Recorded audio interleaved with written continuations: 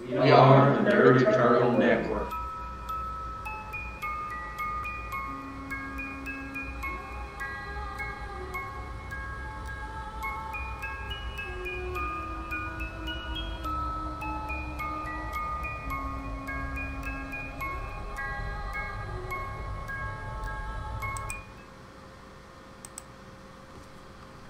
Once I was cold and there was no warmth for me. Once I was hungry and there was no food for me. Once I was sad and there was no comfort for me. She took me in, she fed me, she clothed me. In her arms I found comfort. I cried until blood tears trickled from my eyes, and she kissed them away.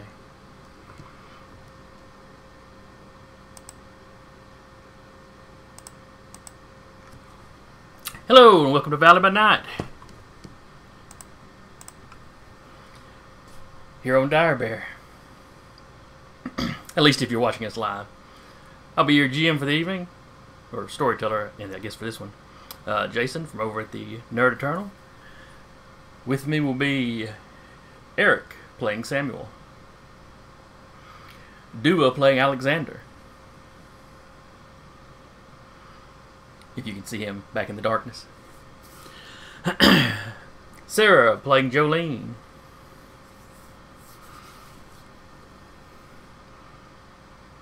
And I've completely blanked on somebody's screen name. Thank you. Rat playing Maeve. And hopefully we'll have a blackjack here shortly, but we'll see.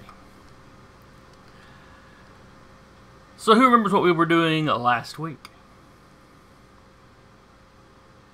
We were at court. You were at court.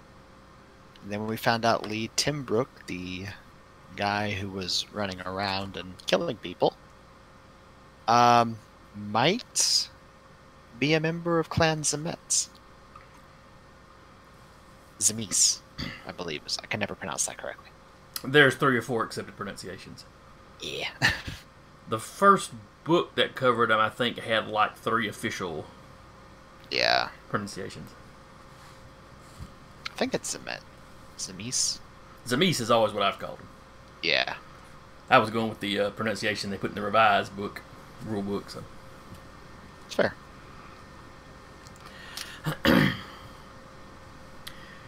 But yes, you were at court. The prince had declared that he was caitiff, which is clanless. You had, let's see if I recall right, he had pulled you out in front of everybody, bragged on the job that the Coterie had done, and essentially admitted that the city owed you a bit of a debt. Basically, you have a boon with him. It's not a life boon. It's not a real big one. I think I put it as it was a moderate boon. Yes, mechanically speaking, that's what we would have gone with. Which, with the Prince of the City, is damn good. It's a nice little something to have, Mm-hmm.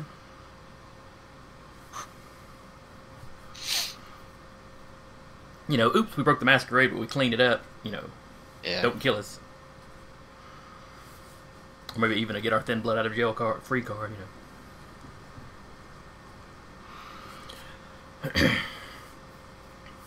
Let's see. You had rubbed elbows with some folks. Mm-hmm. And our Bruja had given a very rousing speech. Surprisingly. The Bruja clan used to be known for that sort of thing. Still, though. Now, some people were more enthusiastic about the speech than others. You notice in the crowd, because he had a certain... what would you call it? What would the theme? What would you say the theme to his speech was? Kind of your own bootstraps. Anybody can do anything if they work hard, kind of. Basically. So some of the older vampires weren't necessarily as into that. Mm-hmm. You don't want those under you getting too many ideals. Yep. That can be dangerous. Wars have started for that. Mm-hmm. Yes, they have. But also, Jolene had been put in charge of the young man. Which went about as well as will be expected. Do what now? Which probably went about as well as will be expected. Well, you're really just babysitting him until you can hand him off to somebody. Yeah. I think he basically told you to get in contact with some of the caitiff of the city. While outside, Lee had the realization that the police were probably looking for him. And so he reached him again, molding his face into something different. Mm-hmm. He didn't seem to think anything of it. Some of the crowd around you freaked out a little bit.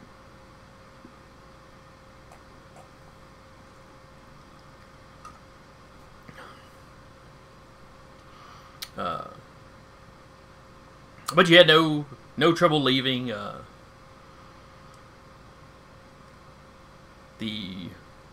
None of the prince or anybody working security there, none of them seemed particularly shocked by this. So perhaps it came up in their questioning of him. But I believe we basically ended with that, and you were all planning to retire for the evening.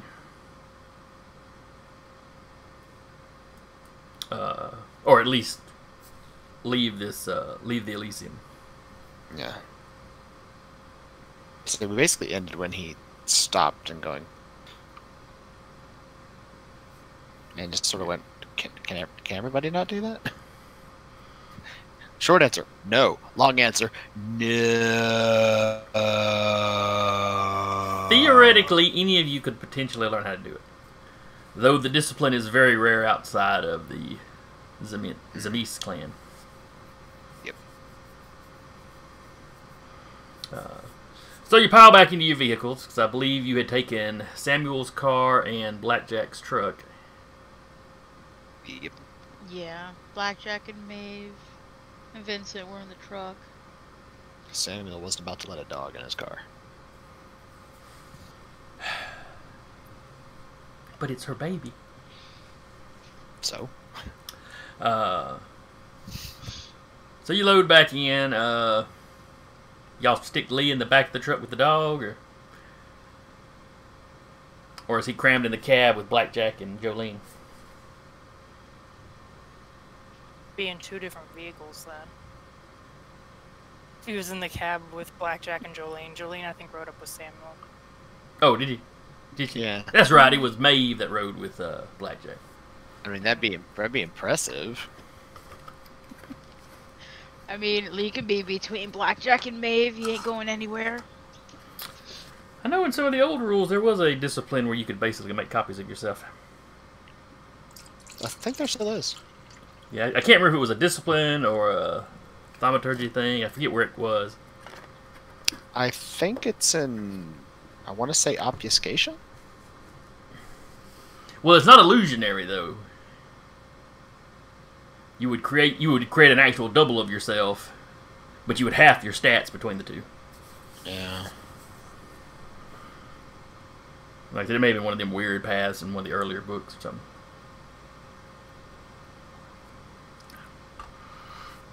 Alright. So back down Flat Top Mountain. Or excuse me, Round Top Mountain. Mm-hmm. Where are you stashing Lee for the day? You know, vampires can be somewhat secretive about their havens. I imagine most of you know where each other sleeps during the day. But... Mm-hmm.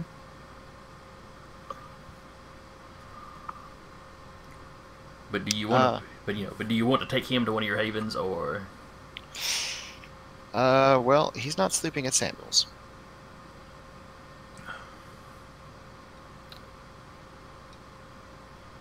But why? You've probably got the least secret haven out there. Other than maybe Blackjack. Right. Well, where he sleeps in that haven is very secret. No, that's true. mean, but if you have a cell in your haven, throw him in there. I do not. We have a cell. I think... No, I don't think my haven does either. I was thinking. One second. I'm trying something. Well, I guess you just have to sleep on Jolene's couch then. I'm sure she's got blackout curtains up. No. Oh, that's right. You wouldn't have to. Yeah, I wouldn't have to. One second. Where did I put my sheets there? She does have a neighbor as a touchstone that she could probably shove someone in a basement without getting into too much trouble. It's an elderly neighbor. She's probably So you're like just going to hide him in? You're going to hide him in your neighbor's basement? Your neighbor that's important to you? We don't really have a lot of options here. Unless we want to... Well, wait. Is there a trunk on Samuel's car? Well, yeah, there's a trunk. Yes. That was a stupid question. Looks at him. He slept in a trunk before. He can sleep in a trunk again.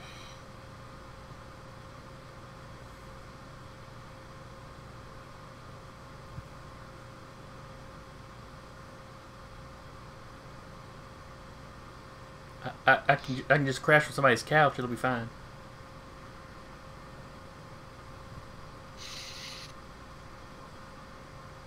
None of my curtains are blackouts, so you're welcome to crash on my couch. You are more than welcome to crash on my couch. I dare you to crash on my couch. How do you sleep there then? Very carefully. I already told you. There are some thin bloods that walk around during the day. So that if you piss one of us off, we'll just find you and stake you in the middle of the day while you're asleep. Ugh, I wish I'd been one of those. No, you don't. Dude, I mean, if I could walk around during the day, I could pretend to be normal and just go about my business. Oh, you're gonna learn so much over these next couple weeks, sweetheart. What? You just hide in your house at night, do your stuff during the day. You ain't got to worry about, sheriffs or whatever they're called.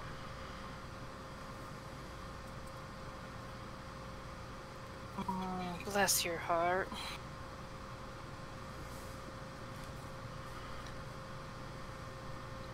I mean, Vincent can watch him. Do you want him to know where your haven is? No, I mean, if somebody else takes him in, she will stay at that haven just so Vincent's there. Scully, why do you do this to Mommy? Why? Why does Mommy pay attention to other things?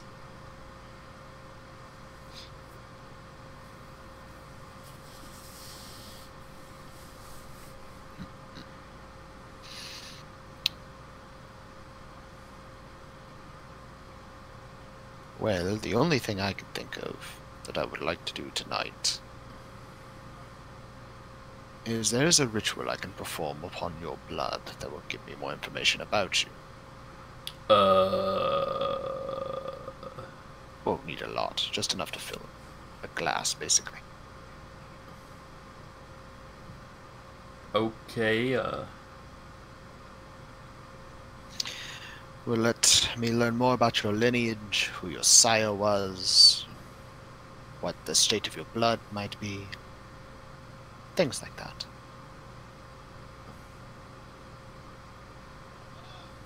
Before, it was more of a formality. Now that you have shown to have a very rare ability known to a select few, it's a little bit more of a capturing attention, as it were. Oh, okay. I just found out I could do that when I was getting chased by some folks and needed to get out. So Yes, well, lesson number 1, don't do that in the open again. yeah, I saw some people didn't seem to care for it. Well, the clan most known for its use is... how to put this delicately?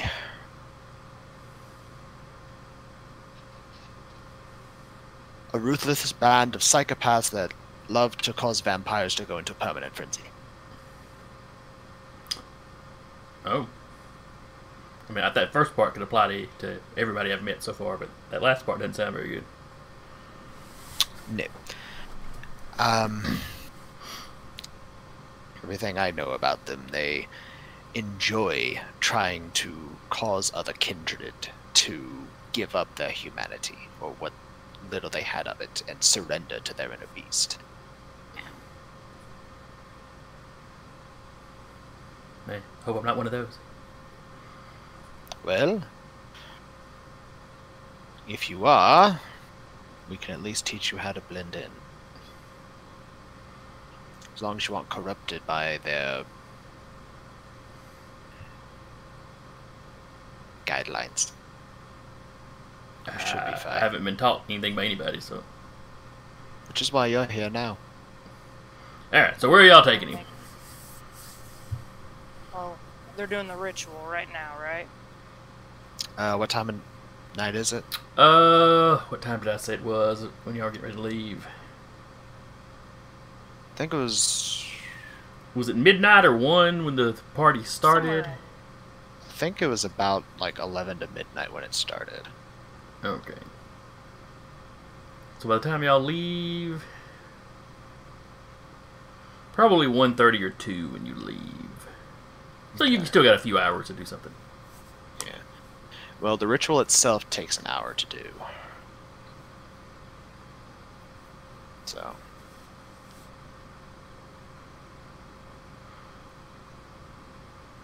Let's see. General system. So yeah, you'd have time to get that done tonight. Yeah. Where are you taking him to do the ritual? Well... Me double checking something. He's gonna have to go by his place first. To get a silver goblet. So might as well do it there. Okay.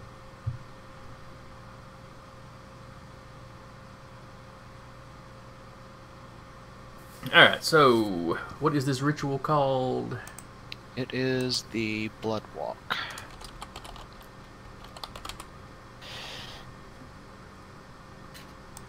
It's a ritual that amalgamates with the taste for blood, thaumaturgy power.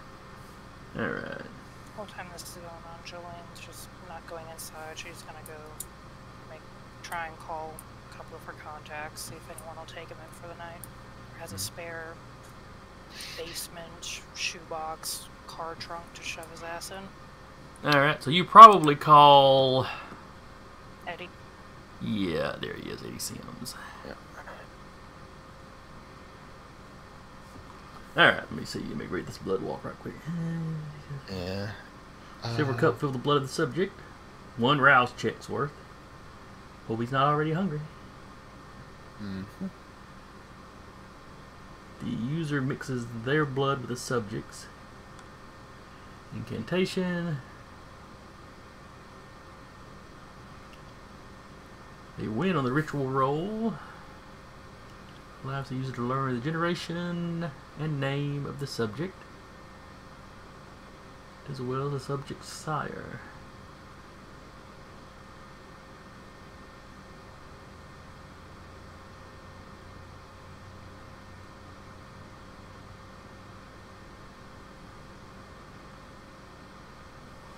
So you get the sire's name, but that wouldn't necessarily... That's interesting.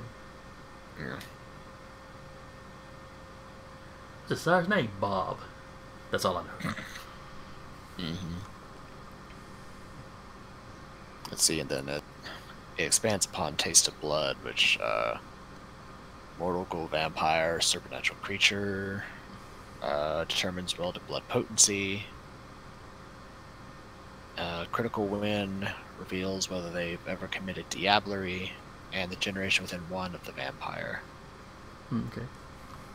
So pretty baseline information, though. yeah. But also knowing a name and generation and stuff like that also gives him more information to use with potentially trying to pull a auspics. So Okay. gives him something to work with if he needs to. So I need to do a rouse check. Oh yeah, he'll need to do a rouse check because he has to give you a rouse check's worth. Yeah. Then I also need to do okay.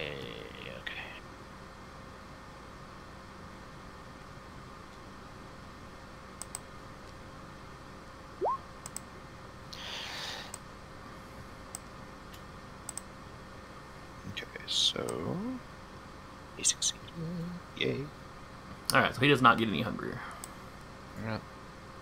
So I need to also make a rouse check.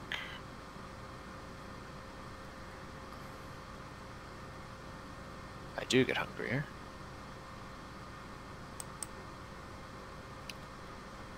So, rituals, bloodwalk.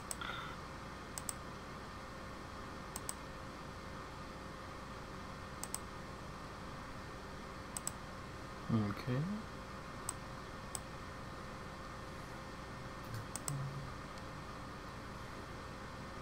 Alright, so yeah, then and at that point you are spending an hour. Yeah. And you got 3 successes. Which is a success for the ritual. How many did you have to have? 2. Okay.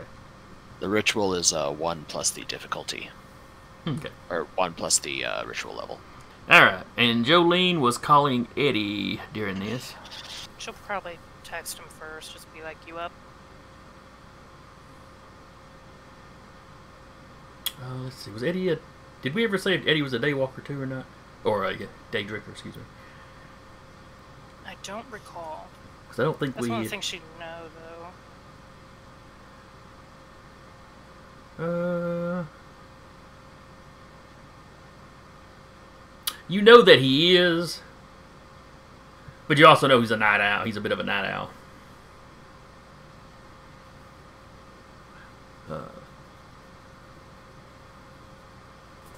You know. So you quickly get a text back from Eddie. And let's see. These would be basically burner phones. Do you just call each other by name in your texts, or do you use like pet names or something, or not pet names, but She'd probably just call like once, or not call, like text to see if he's awake, and then just call him, because this is going to be a lot to try and explain. Alright, so you send him you up, and you get a yip back. And then she just calls. Hey Joe, what's up? Well, long or short, which one you want?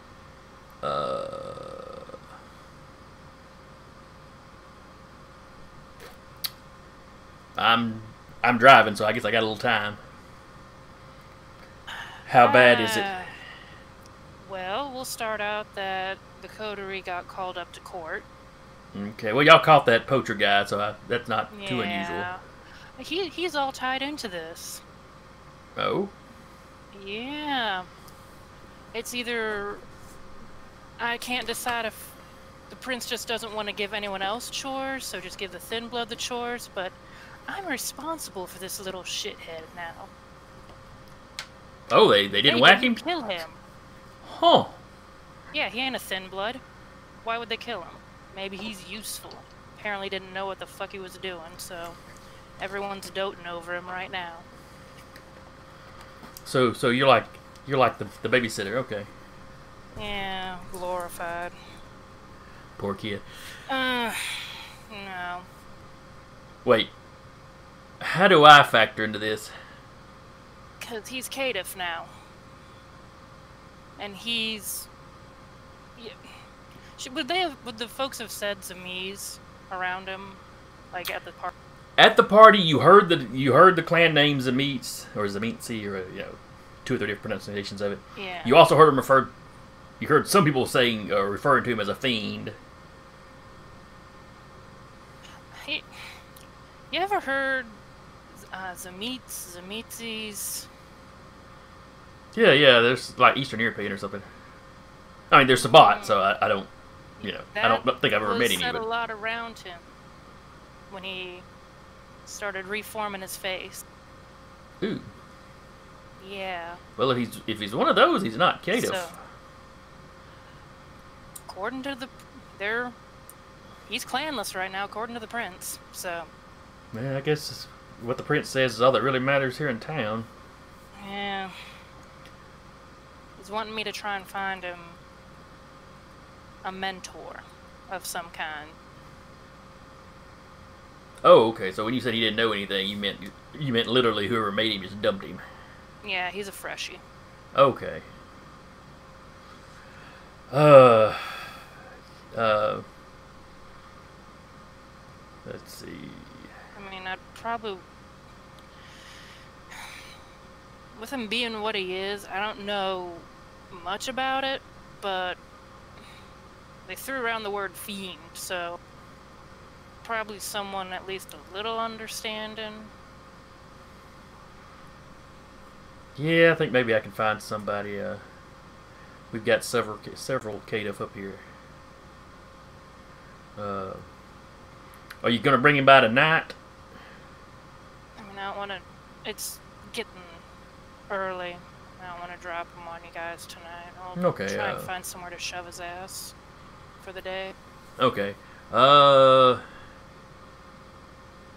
drop you a text during the day where to meet at if I manage to find somebody. Yeah, just keep me in the loop. Well, not if I find somebody, when I find somebody, because we don't need to piss the prince off by going, nah, we don't want to do that. Especially us lucky few. Yeah. All right, then. I'll let you go. I got some calls to make, apparently. Yeah. Thank you again, Eddie. Appreciate it. No problem. We got to stick together. Ruth, I'll try and put in a couple good words for you. Oh, yeah, because I definitely want the prince thinking about me. Well, welcome to my world. Have a good rest of the day. You too. Hangs up. Just hangs out outside. Try and figures out where to shove his ass. Alright, and let me see, where did I... Okay. Alright, so your ritual. You spend an hour... let's see. Maeve and Alexander, do you stand around watching him work his magic? Probably. Just to keep an eye on Lee, if nothing else. Okay, Samuel was shaking his head. He gets the blood and he goes to his ritual room. He's that's not right. Gonna show people how to do it. But Okay, he's gonna okay, be so there to watch Lee. you take the blood like in the kitchen or something, and then you leave, and they're just in the room. So. He'll come back when he's done. Okay. But he does no rituals in front of anyone else. Okay. Not unless he has to. So they're basically just in the kitchen. Yep. I mean, there's a very nice library. Blackjack, I suppose, would be there too. So Lee's just kind of standing there, hands in his pockets, just kind of, of his new coat, just kind of, looking awkward. So, what do you guys do?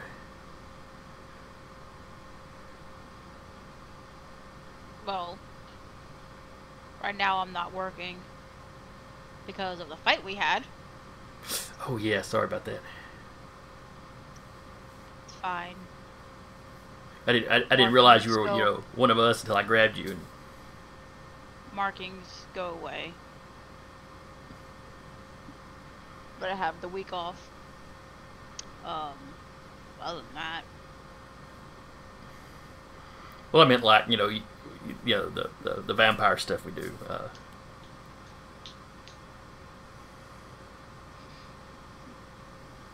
And he looks over at Alexander. And how do you walk around in town? Very, very carefully. That's not really an answer, but okay. Well, I'll put it to you like this.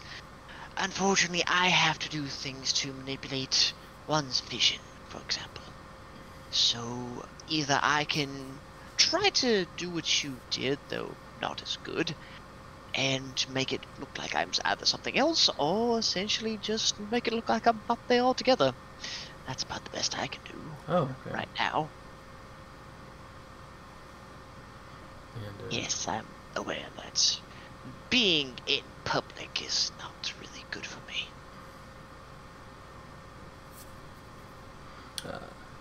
And, he tries to make small talk. I don't know how talkative y'all want to be with him. Jolene's just staying completely outside. But it gets more and more awkward the longer into this hour it gets, because it's like he feels like he should be saying something, and y'all are all just kind of staring at him. Well, not really staring at him, just in the vicinity of the room in the kitchen, just probably leaning against the counter.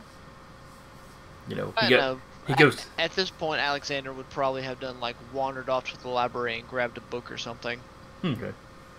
So he's just nearby in case something happens. For the most part, if he wants to talk, fine, he'll talk. But for the most part, he's just gonna sit there and not really do anything.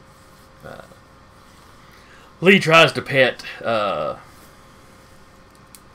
Vincent at one point, but as soon as he gets close, Vincent. And Lee takes the hint. So do you remember what your sire looks like? The one who bit you. No, not really. Male, female. I don't know. When I woke up, there was a lady there, but I don't know if she made me or if she just found me. Alexander just kind of leaned back. Well, that's a start. You can try and work off that. She told me what I was.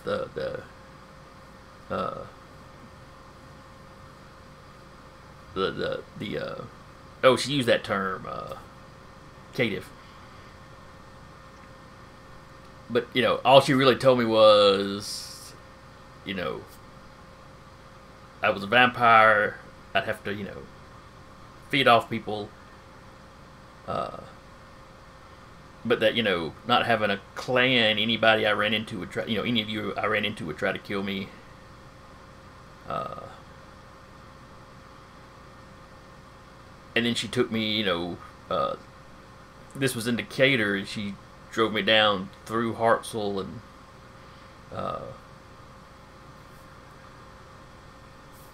then across to to the highway south of town. Kind of dropped me off between Arab and here. I decided to head to Arab, but I got hungry and when I ran off from the side of what happened, I wound up running north, so I wound up in Huntsville. And what did this lady look like? Kind of I guess blonde hair, dirty blonde, I guess you'd call it. Kind of tall. I don't know if she was quite 6 foot, but she was close to it. Yes, probably in heels she'd probably hit that mark. But anyway, that's not relevant. But I don't remember her eye color or anything like that. I'd recognize her if I saw her again. But And she was the only one in the room with you? it was outside. The only one out just there with you when you woke up? Yeah, I was. Let's see, where would be a good spot for somebody to have done that and left him? Indicator. Yeah, it was out back behind a car dealership.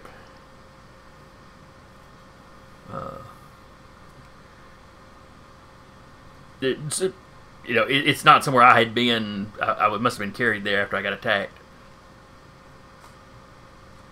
I thought you just had to deal with a shady deal that went to you badly. But anyway, regardless.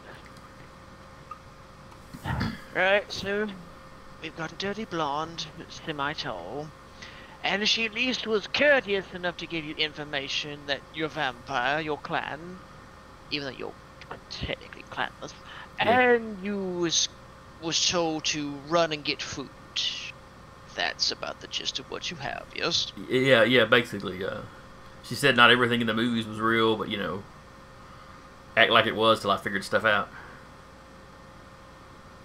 So, I figured out crosses don't do nothing to us, but... Well, I mean, I've avoided the sun, because, unfortunately, there are some poor souls that are affected by the stereotypical, believe it or not. But anyway, I digress. So, you have some information, and now unfortunately you're here with us. Which, hopefully, Master Samuel will be ready to give us some type of information a little bit better about your life. That'd be great. Sorry I've caused all the trouble. Well, Running water don't do nothing, though. Not your fault per se, Do we have a Deca now? but I like Yeah. twice. he kind of just snuck in. Hey, Running water don't do nothing, though. What was it you just said? Running water don't do nothing, though. Oh, okay. He's like, well, yeah, I walked across the bridge into town, so I guess the river... I didn't even think about that one. Is that really a thing? Yeah, that is a thing with vampire myths, isn't it? Huh. There's a few of them like that. Garlic, shove it up the ass. of course, don't forget the good old classic of you have to be invited to actually cross the threshold into a home. That one's a good classic. And yes, there are still some poor souls that are affected, but anyway. Okay. Just a second, Deca, and I'll get you invited into the... Nah, you're good. You're good. You're good. I'm so sorry, guys. You're fine. you're good. How Would you like many that? pizzas did you get? I was doing prep for my Sunday game, and I fell asleep. So Oh, you no. took a nap. I have been doing that a lot. Hey, naps are awesome. Steal them while you can. Especially in this day and age where you don't get to have that peace and quiet all the time. Very true. Especially being out where you're at right now. There are no laws under quarantine. Yeah, this is true. It is a lawless time. Just one second while I adjust the camera slightly. To catch you up, he got brought back. I think we brought him back to Samuel's. Samuel took some blood from him. He's gonna do some kind of ritual to go There you go. figure out his sire and like a bunch of other information. Jolene has contacted Eddie to try and find a place to stick him for like after today, and we still haven't figured out where to put his ass for today. And right now, Alexander and Maeve are just kind of semi-chatting with him / getting what information they can pry out of him from just generalized questions. I mean, I've been here for like about 10 minutes at this point. I just didn't want to say anything. Okay. Yeah. Like I heard when you badooped in. I did too. Yeah. Yeah. I realized you just didn't want to be rude, so that's why I just didn't go, oh, I'm safe! Yeah, I don't hear the badoop when I've got OBS up because it goes into stream mode. person! Who this? Yeah, that's the one thing I hated about streaming. It doesn't want It was you to know. it was either gonna be me or Jack. Oh no, I want it that way so the baboop doesn't get Yeah. streamed. Yeah. I was just afraid Deca was going to pop in during the intro. Oh no. Pull a hull. Yes. All right. So y'all are chatting with him a little bit. Samuel, you do your ritual. Let's see, 3 successes. And what? Run down the information you'd be getting again. Well, because there's 2 of these. Let's see. Taste for blood. Determine resonance intensity of the blood of human, whether the blood belongs to a mortal, ghoul, vampire, or other supernatural creature. Vampire, of course. Yes. Tasting via Tay also determines the relative blood potency, and thus the likely generation band of the vampire. Let's see. I believe it is potency 1. Let me make sure I got that right, because it's And then blood walk, which is the amalgamation ritual with it, allows me to also just learn the generation, his name, which we already know, and the name of his sire.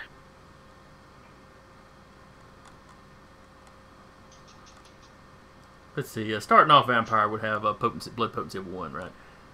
Neonate, yeah. Okay, that's right. It's just the thin bloods that end up with the 0. So yeah, blood potency 1, which, you know. So you figure generation wise, you figure 12th, 13th, somewhere right around there. I say part of the ritual is I do know his generation. Oh, the generation you get specific. He's 13th. Yeah, okay, he's 13th generation. Alrighty. So you also learn his name. His name's Lee Timbrook, so it's. And I also learn his sire's name. And let's see. Does it give you the clan? No. Okay. It does not give me the clan. It'd be nice if it did, but unless the storyteller wants to say otherwise. No, I'm good with it as written. I mean, but knowing the name, that gives us a lot as far as hunting it down. Letting the prince know, hey, this is this person's sire. Yep. Okay, if you want to look into it, I know it's here to tell you where they're located. Could be.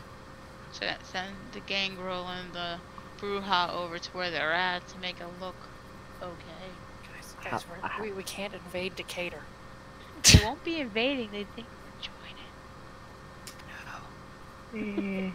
Well, there's some Camarilla. There's still some Camarilla guys down there. Yeah, I mean, Decatur's Like 3 just of them total. Decatur's just in. It's just contested right now. No one's actually declared Praxis.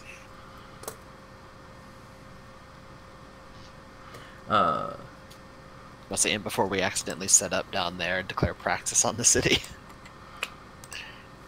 That'd be a thing. All the anarchs go, what? And what's left of the primitive down there go, what? Yeah. Alright, so his sire's name you get is Fiona Edelstein. It is not a name that particularly rings a bell with you. spell the last name, please. Edelstein. Okay. Of course, if he's 13th generation, then she'd be 12th, so, she's probably not that old. I mean, potentially your age, but... Fiona Edelstein.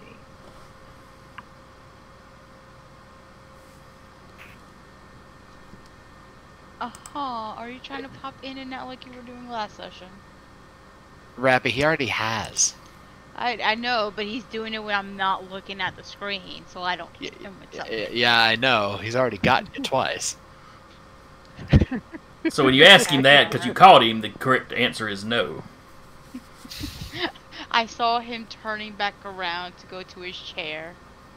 And I'm like, As he's spinning off into the sunset. I mean, I could try. He is completely invisible back there right now. Yeah. Even with the light. Let me see if I turn the light off. I mean, he is just embracing his Nosferatu self.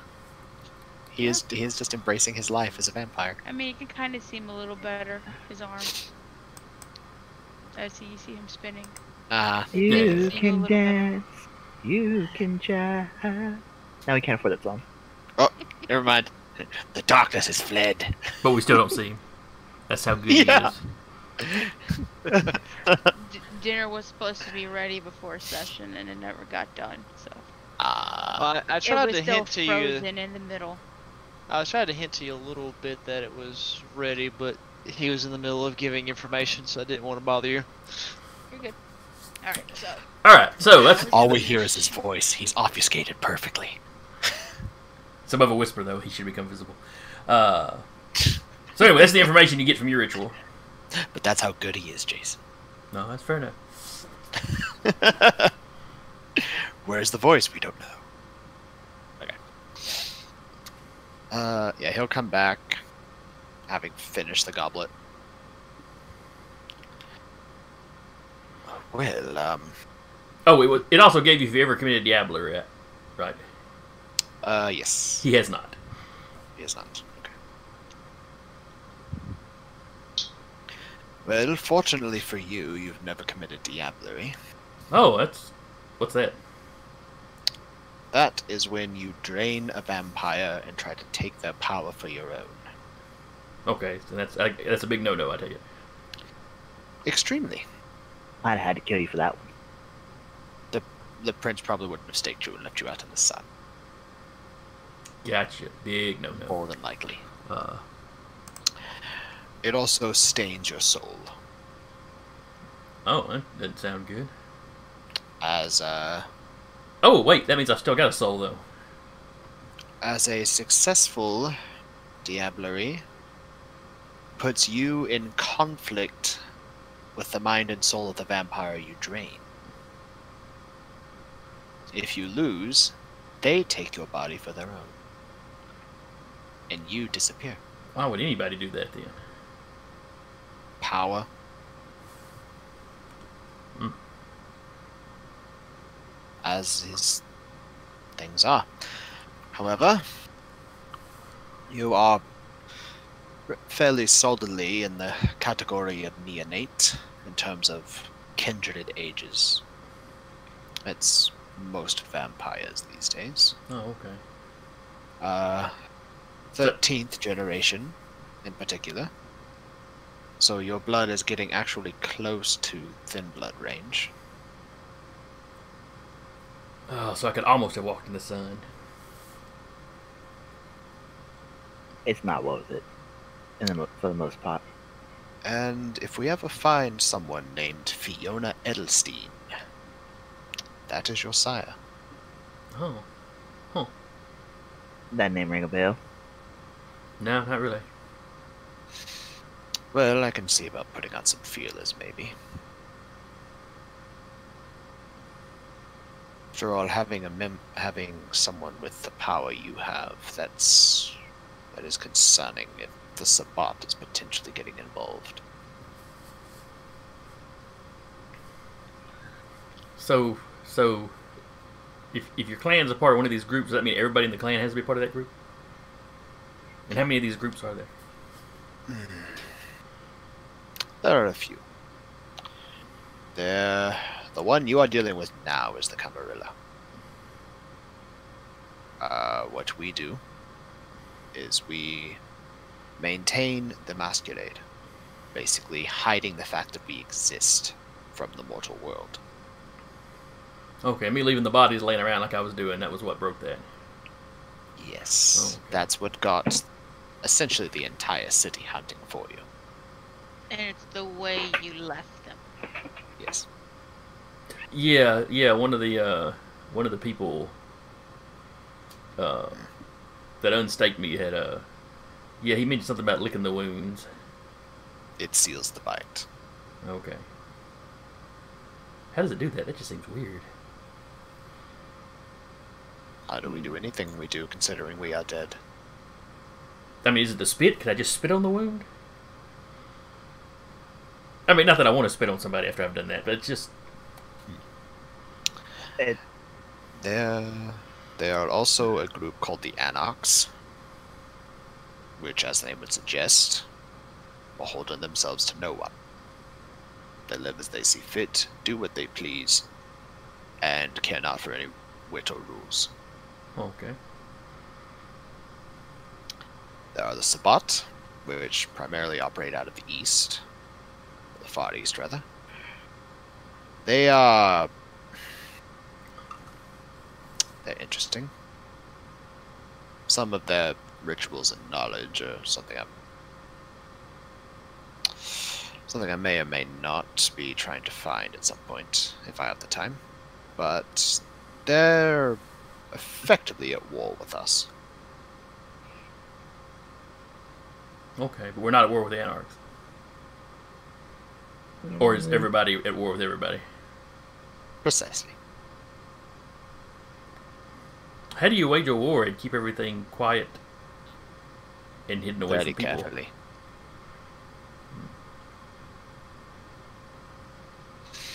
I'm honestly not sure how they're doing it in Decatur right now. Maybe one day you get to find out. Perhaps.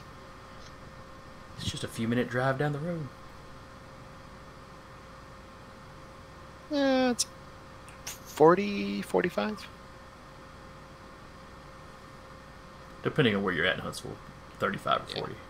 It's 45 or so from my house. Yeah, I know it's about 35 to 40 from mine.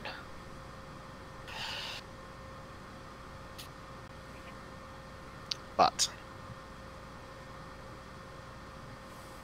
right now, you are effectively considered under the law of the Camarilla. Yeah, they said whoever they were going to set me up with would fill me in on all the traditions, I think they called it. Yes, as quite frankly, I do not have the time. However, that will be up to Jolene, who will hand you off to your, the best way to put it is handler.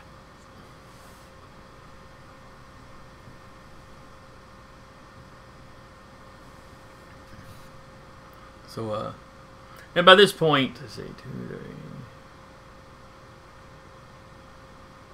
It's probably 4 or so now. So, probably need to be thinking about, getting settled down. Mm-hmm. Which leads Lee to ask you, so where am I sleeping today?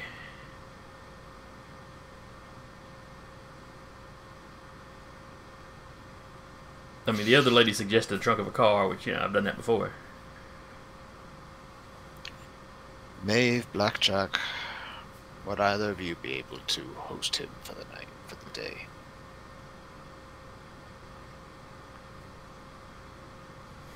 I suppose. I'll be willing to. Vincent can watch him. That works too. Very well. Well, if that is all.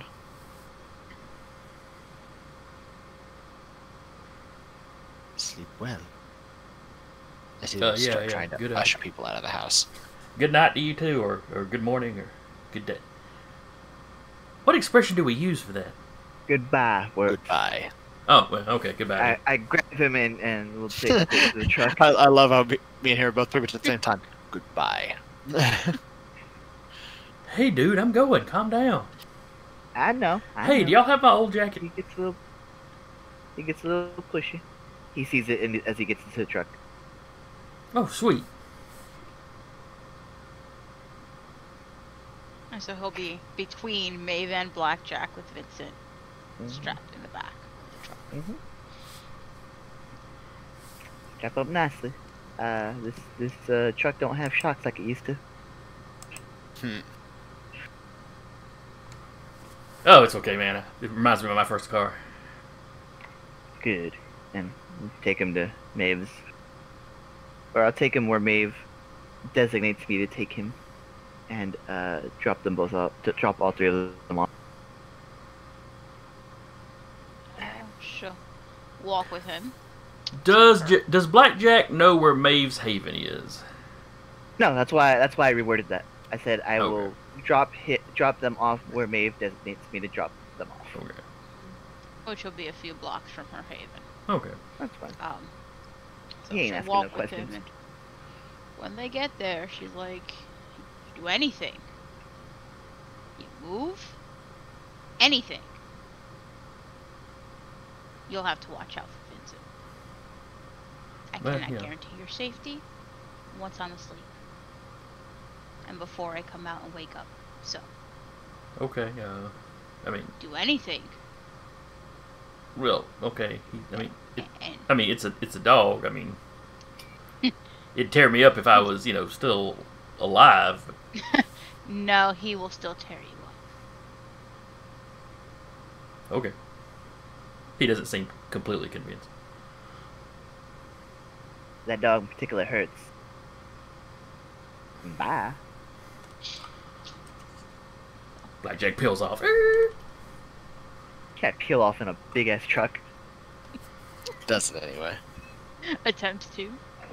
I activate potent.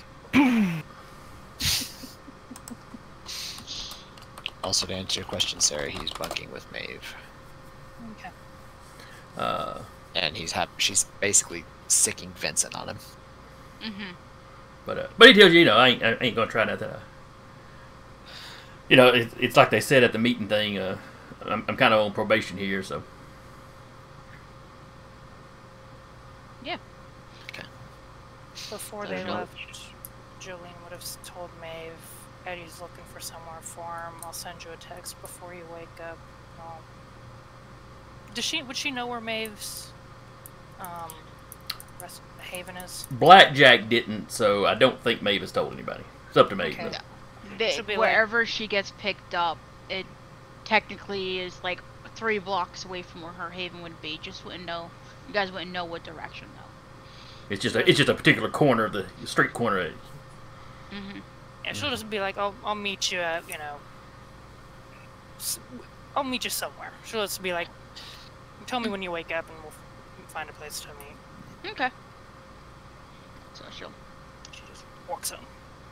put Alright, Lee so- in a room. So y'all walk into the abandoned house, and then down into the basement, which is where your haven actually is. Mm-hmm.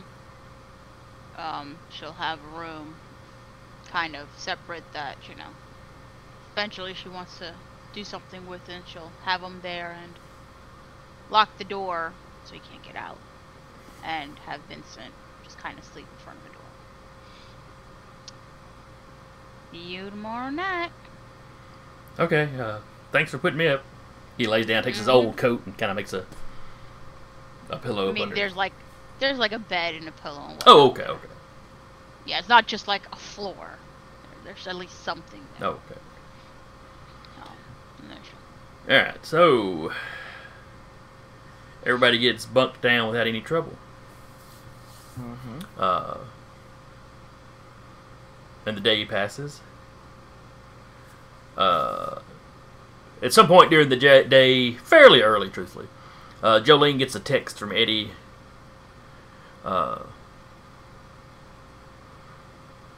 Yeah, as soon as it gets dark, bring your friend up to Stoner Park. We'll meet you there. She'll just pretty much pass on the same thing to Maeve. Like, we're meeting here.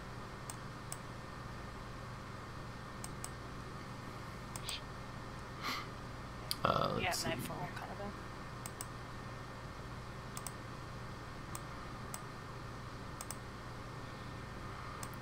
Alright, now I've switched y'all over to a map of the city.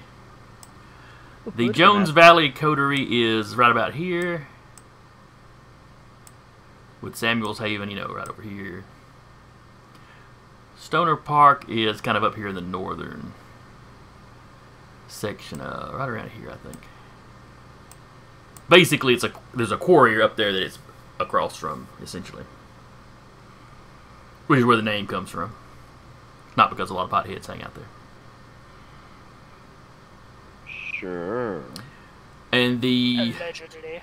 a lot of the Thin Bloods and caitiff of the city kind of hang out in this general area. There's a park in the little wooded area. It's right at the northern border. It was an area that was basically given to Clan Gangrel when they were still part of the Camarilla. Once they left, the princess just never handed it back out to anybody else. Technically, I guess it could be considered his because, well, I mean, the entire city is his, but because he's the only, or was the only gangrel in the city before Maeve showed up.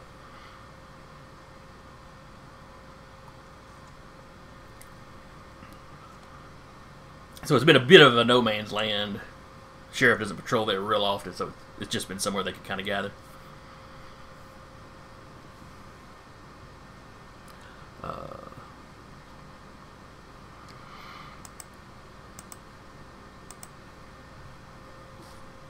If there's nothing else, nothing else Jolene particularly wants to do during the day, we'll just move straight on to sunset. Sunset. She'd wake up early enough to either start walking that way or catch some kind of bus that way. Mm-hmm.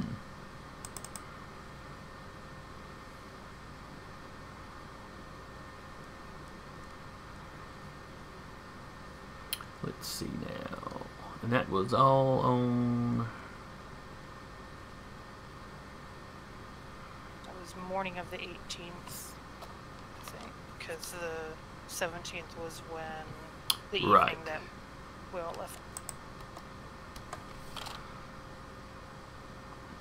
Yeah, because y'all... Yes, because the court was held on Thursday night. So yeah, Friday morning, so this is Friday evening.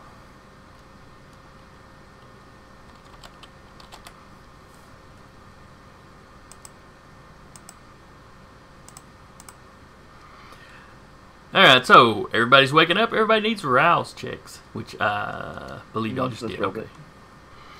Let's see. Blackjack does not get hungry. Jolene does not get hungrier. Blackjack does get hungrier. Why do I have two Alexander. blackjack rolls? Oh, that... One was the day that we were on, and that other one's today's. Oh, okay. So far, Jolene and I are the only ones that do not get hungry. She's fueled by spite right now. You said it's been a week, right? Do what, huh? This would be Friday. Well, Saturday. It's been a week since the thing, or have we not time skipped yet? No. We have not time skipped yet. Okay. That's right, because there was going to be a time skip.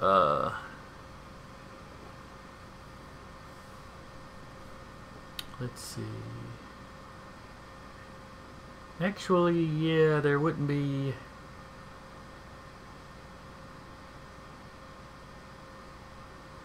Actually, yeah, let's go ahead and skip that week. We'll briefly cover Jolene, well, let's cover all of y'all. Alright, so first things first. We drop off Lee. Right, let's cover dropping off Lee.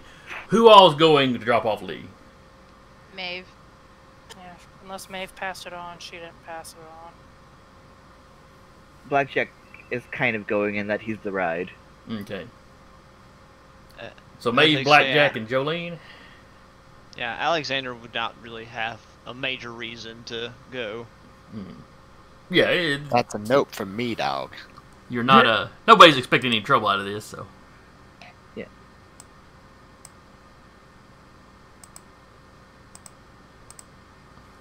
I would have also fed on one of my cows, too.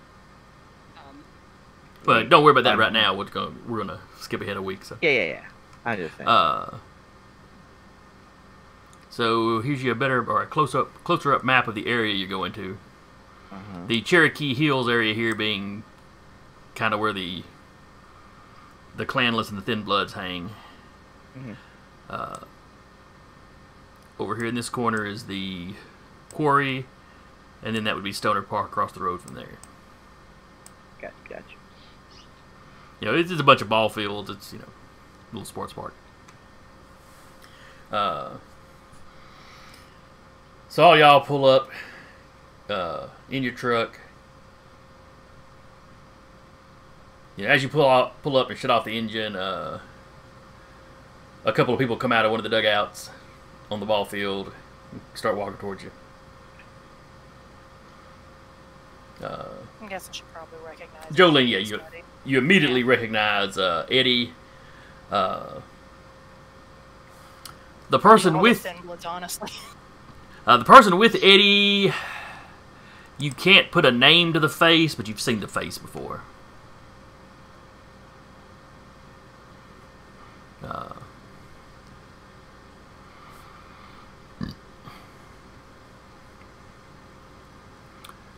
Let me find him a name.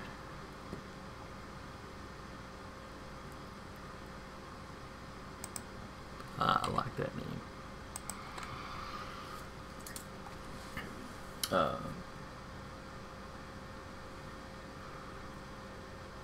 So yeah, Eddie waves as they walk up.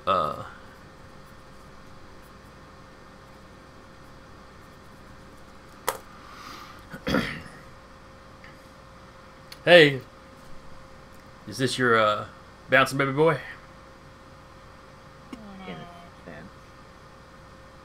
Yep, here's the freshie. Lee, Eddie, Lee. They shake Give hands. Eddie any trouble, I will find you, stake you, drag your ass into the sun, and watch you burn. Are we clear? Jesus, lady, are death threats the only way we communicate? Kinda. It's not a threat, sweetheart. It's a promise. You're probably gonna learn a whole lot this week. Most of which, most folks don't respect thin bloods.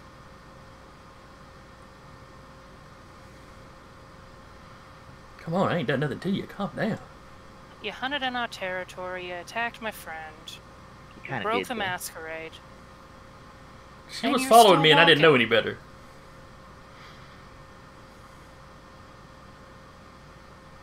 But okay, point taken. That was your dumbass fault. What, did nobody taught me anything? Yeah. No, It's over. that's very Republican of I'm you. sorry. Drop this mighty fine gentleman upon your lap. And looks over at the other gentleman. Even more sorry to drop him on yours, because I'm assuming you're going to be his tutor. Yeah, well, you know, we may not have it quite as bad as you folks just being clanless, but it's still bad enough. Ignorance tends to be a big problem we have early on. It's a pleasure to meet you, by the way. Shakes his hand. You're almost a celebrity here in town, you know. You're like the girl that lived. I really wish I wasn't. Oh, not a Harry Potter reference. He pauses like he's thinking, is she suicidal?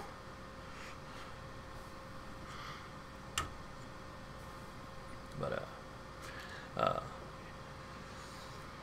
oh, and he introduces himself as Noah.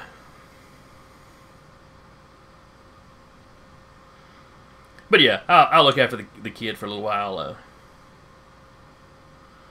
You know, I'll show him the ropes. I'm sure he'll be fine after that.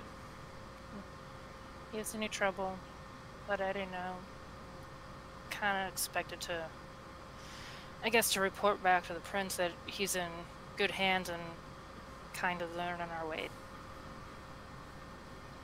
Yeah, he goes, oh yeah, Noah's mentored a few in his day. It'll be fine. Okay. Then the rest of our little community a chip in, so we've got him a little, at least temporary haven picked out. So If you need anything, you get a hold of me. will do. I got your number.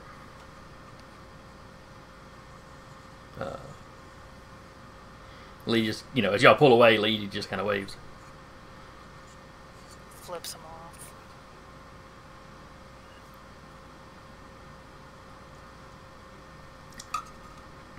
So he's waving, he flips him off. He's like,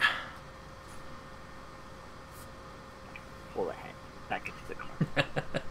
you see his new mentor kind of pat him on the shoulder. Crosses her arms. All right, and from there we will jump a week. So we will be going from the 18th to the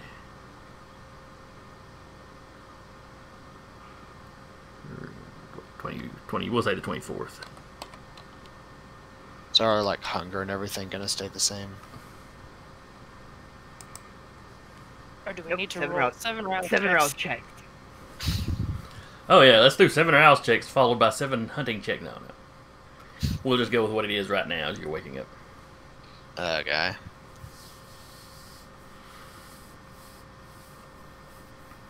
All right, so the sun during this week, things are a little odd for Jolene where she works. If you recall, the night you caught the guy, there was a shooting at her restaurant. It's a Waffle House that happens. Bitch. Am I wrong? You are not. The gentleman that was shot ended up passing away. He'd been in critical condition in the ICU when you caught word of it. So things are, a week later, things are a little bit more back to normal. People aren't quite as freaked out. I was sitting here considering actually ghouling him. Not your hospital. I know.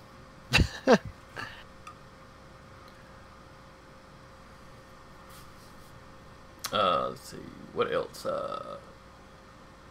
In this time, Maeve has gone back to work.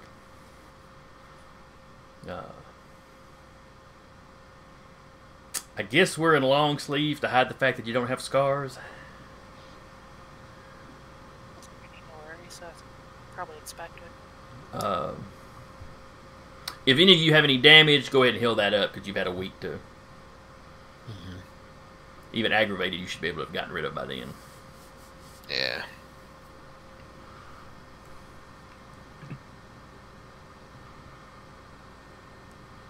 Alright, so as you wake up this night, what are our hungers at? 3.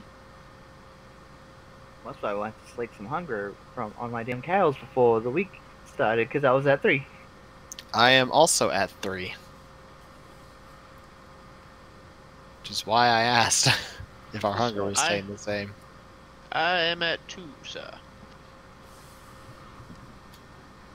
But I suppose I can try to do a hunt. Hit up the forest.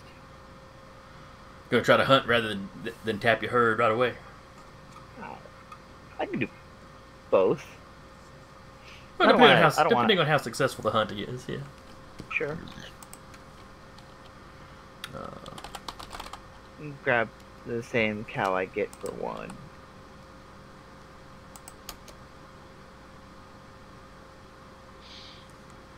I'm not Bethany inside. Alright, advanced systems. You've been having doing anything to do survival check? For the hunting, yes, I believe that is right. It's like hunting wits, I think. With Or survival wits, yeah. Yeah. Alright.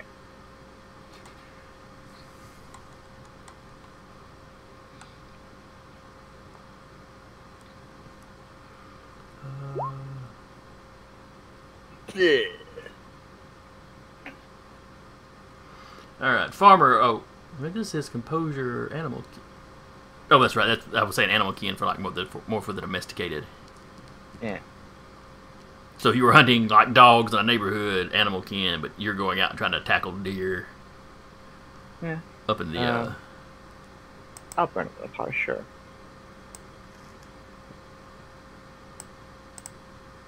There we go. That's much better. That's 4 successes. oh, wait, that's not your domain. That's your domain. All right, so yeah, you're hitting these, the stuff around the Belvin's Gap Nature Preserve and stuff. Yeah. All right, so Blackjack got how many? 4. All right. Let's see.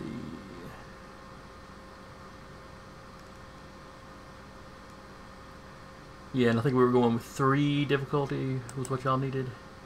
Uh-huh. All right. What about Jolene?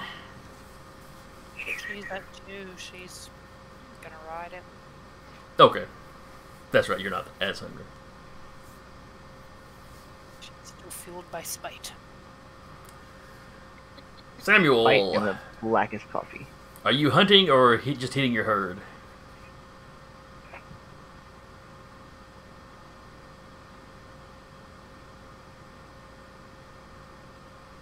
Samuel?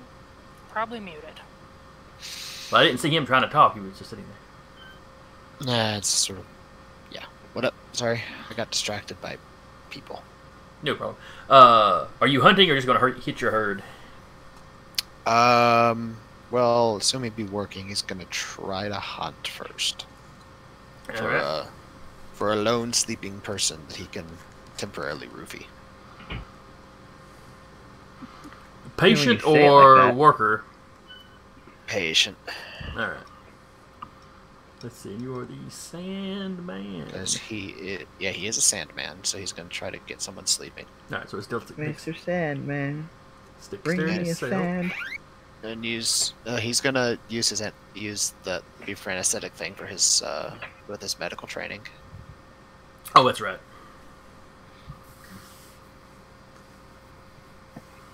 That's how he prefers to hunt. Let's see. At least when he's in the hospital, that's how he prefers to hunt. Yes. If he needs to hunt there, because he has access to anesthetics. Yeah, if you were going like house to house trying to catch people to sleep, it'd be the typical Yeah. role. Yep. Alright, give me a roll. Okay, so it'd be what plus medicine?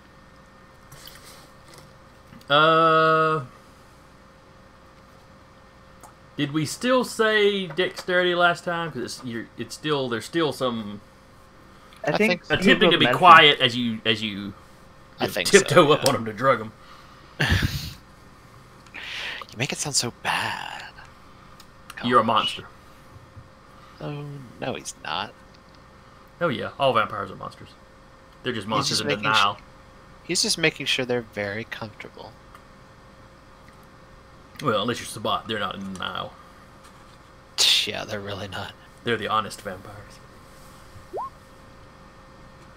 Okay, that's 6 successes.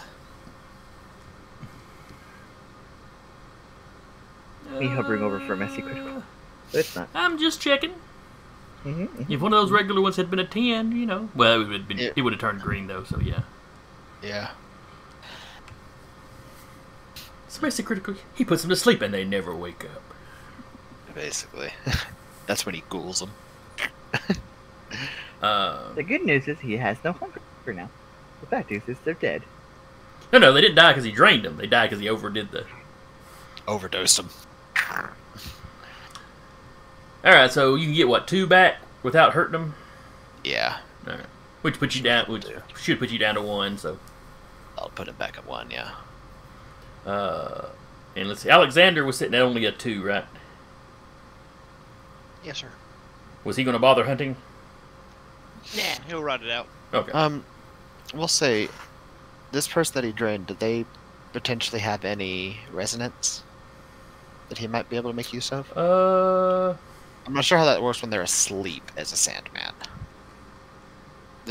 For all I know, they might be having some really interesting dreams. I don't know. You're feeling real good for like 10 minutes. Well, I mean, I'm gonna ask about it anytime I successfully hunt because you can actually get some XP from it towards purchasing powers. If Alright, you so end up getting a Desecrata. Alright, page 310 is hunting. I'm going to start jotting down the pages I'm using a lot of. And resonance. Let me find that page.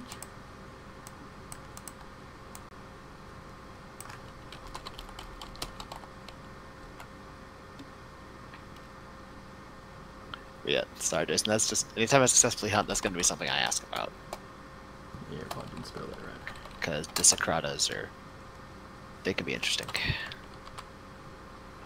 and fun to play up too for some of them. One of the more fun ones I've done before is Manic High. Oh boy. It's interesting to play, especially as a Malkavian.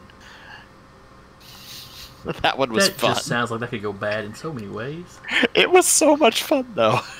That's the most fun I've had. It's like all wild magic sorcerer just going, ugh. Basically. It was a whole lot of fun, though. Alright, plus 1.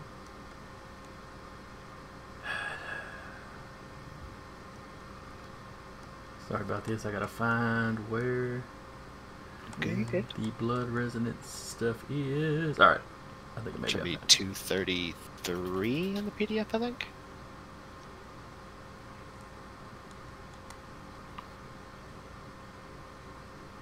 Alright, so since this is not a member of your herd, it's just going to be random. Yeah. So let's see. The temperament.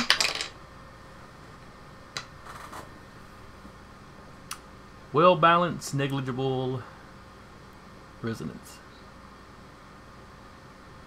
Alright. So it doesn't really matter what its resonance was, it's too low to cause any effect. Yep. Which is not unusual probably would not be unusual with sleeping people. They're probably a little less emotional. Yeah. The best is when it's a 9 or a 10. You have to be concerned if they're already asleep before you even try to sandman them. No, he does it just in case.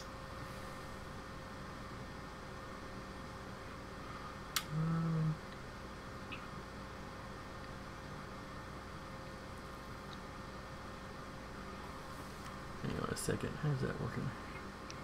That chart does not make sense to me. The humors? Oh, okay. Never mind. I see it now. Yeah. It's 9 to 10 is intense, potentially acute, and you have to roll again. Okay. Yeah, and then I was seeing the chart where it went 9 to intense. 10, but then under that was 1 to 8. I was like, wait a second. But okay. Yeah, that bit is if it's intense or acute. Yeah. The deers don't happen to have a blood resonance, do they? I don't think so. Animal blood. Start galloping. If I remember reading correctly, animals don't have it. Was his animal blood renaissance? The storyteller can go one of two directions. Anyone who's ever owned a pet, worked a farm, or rancher, spent much time with your animals can tell you that yes, animals do have emotions or at least moods. A storyteller can connect animals' resonances to their emotional state, although most zoo animals are melancholic or at best phlegmatic in captivity. However, any animal threatened with or threatening a fight is choleric. One in heat is clearly sanguine.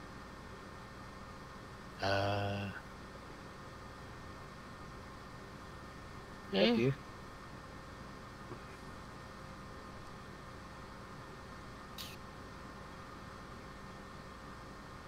The tricky is the disciplines thing. Chart over here, it says it gives animalism or protein. Which doesn't really factor into the looks like we've got a bunch of options there.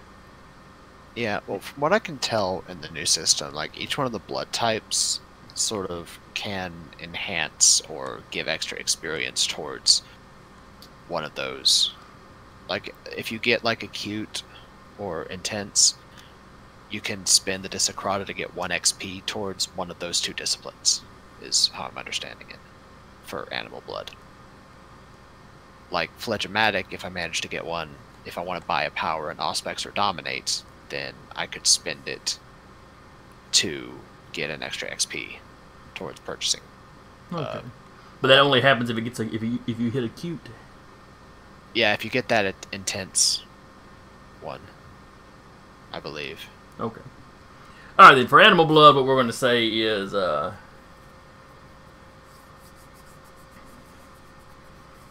it'll only go towards animalism or protein. That's fine. And I'll have to roll on the temperament table just like I would for anybody else. So. Sure. All right, so you had gotten you a deer. I suplexed it. Yes.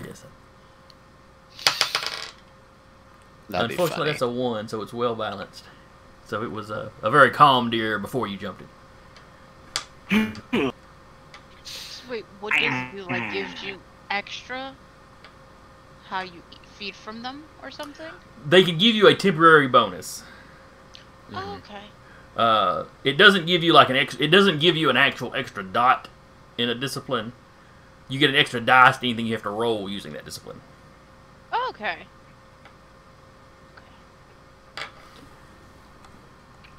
And you have these buddy. different Not usually my style. humors, these different kind of emotional states, Mhm. and they give particular somethings. So, but it's not usually my style. But we all got to make do. Yeah, like there's a table on 226 that says what they all are for humors. 226. Yeah.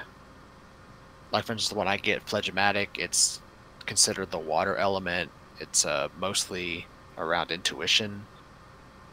That it comes from the pituitary gland, and the emotion and conditions is most commonly. And when you get down to disciplines, that tends to either bump all specs or dominate. Yeah. But okay. They're So- both in your seat. Yeah. So anyway, Sorry. Blackjack manages to catch him a deer.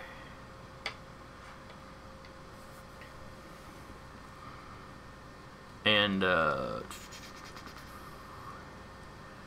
so Blackjack caught his deer without any trouble. Samuel had absolutely no problem tracking him down one. Was Jolene going to give me a roll? She's at 2. She was just gonna ride it. Oh, that's right. Maeve is the it was only one. it was that's Maeve at was the other one that still needed to hunt. So how is Maeve going to be hunting tonight? Find yourself a dealer or something, or somebody like that. Okay. Give me a hunting roll. Which for the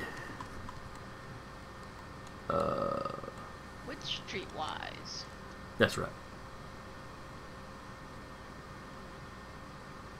Did I click it? Oh, I failed. All of it. I'm gonna read Jesus it. Christ. Yeah, it didn't like me. All right. So are you going to burn a willpower to or take a Yeah, WP reroll. right. Yeah. Now you can't reroll hunger dice, so none of those three you can only reroll the 2 basically. You'd have to actually change to 3 to 2. Yeah. Now the willpower roll may take that into account. I don't know how good So these sheets are, but so change it for 3 to 2. Right? Just 2 dice. yeah, we just be 2 dice. I succeeded. Those 2. All right. It's like, no, you're not gonna eat today. God damn it. Fate has decided that you are on a diet. Right.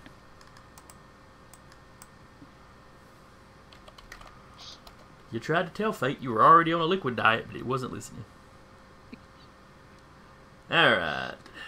And you of course hit the worst parts of town, or the worst parts of your neighborhood for that. So 2 is actually enough.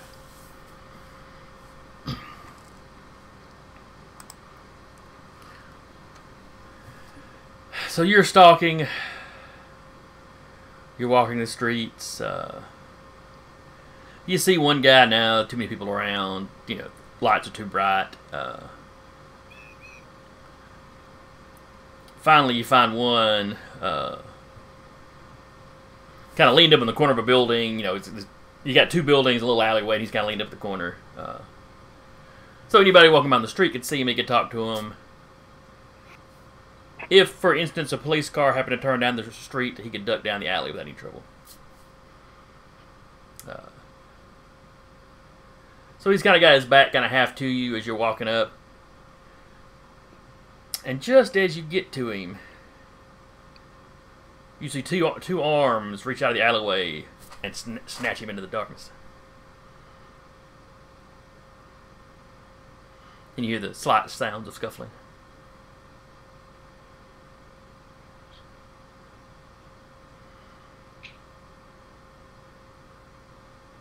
That's as I'm walking to him, or after I walk past him? You had spotted him, and you were making your move when this happened. Okay. I'm just gonna walk to see who's poaching in her territory. You round the corner, probably ready to whoop some ass. As you round the corner, You see your dealer, and he's sitting there struggling, and somebody's got him, an arm locked around his throat, and he's struggling, and, the guy's clearly choking him out. It's a tall guy in a long coat. Got kind of gray hair. Cut fairly short. He looks up at you as you're around the corner and smiles at you.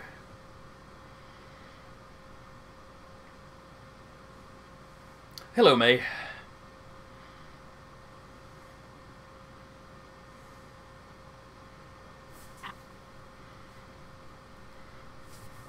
And you recognize Colin, your sire.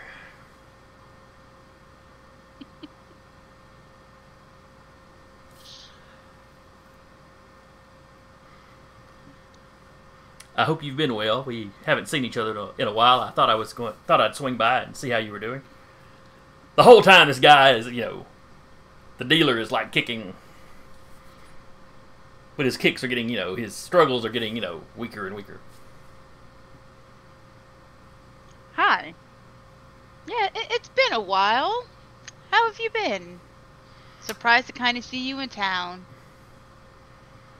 I should probably have called ahead, but you know how these things are. The rules about cell phones being what, and technology being what it is.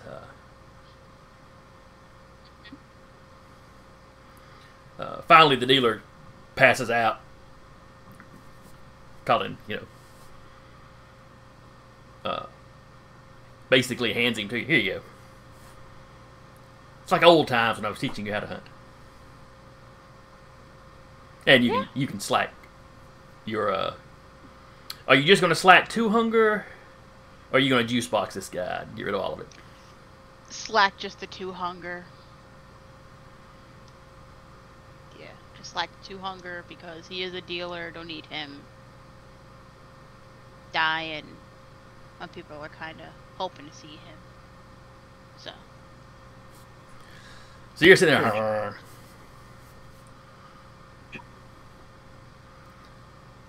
I heard about your little accomplishment last week. Word travels fast and far, I see. Well, it wasn't that far. I was already on my way here. Okay. But word did reach Arab about it as I was passing through, which is the next town, kind of south of Huntsville, or next sizable town.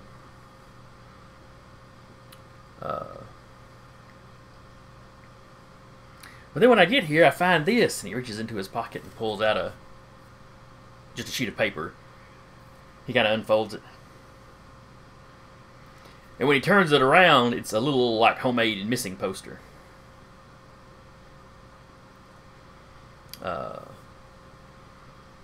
With a picture, it looks familiar. It takes you just a moment to realize where you've seen this guy before.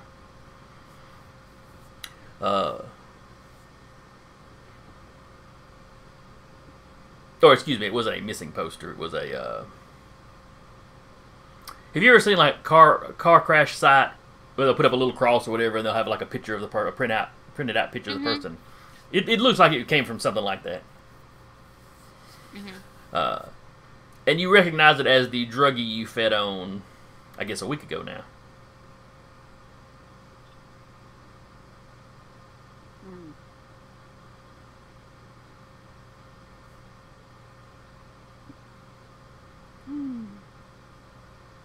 Yeah.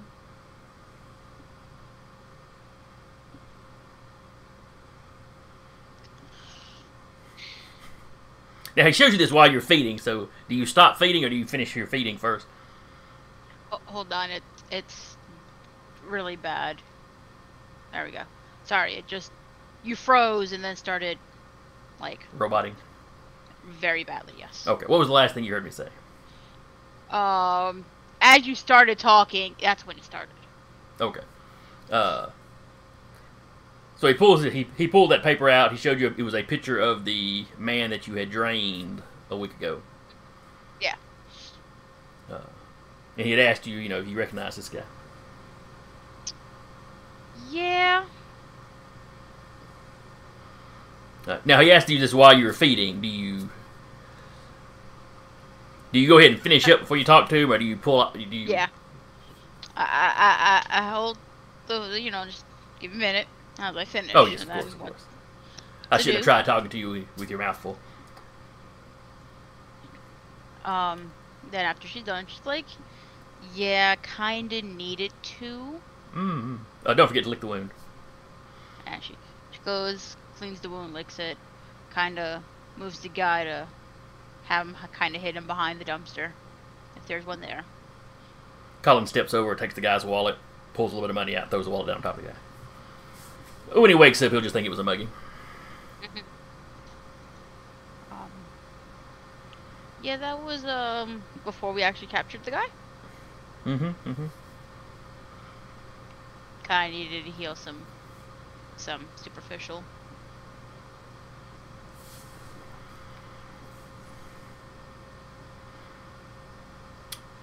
Now, so you needed to drain him completely.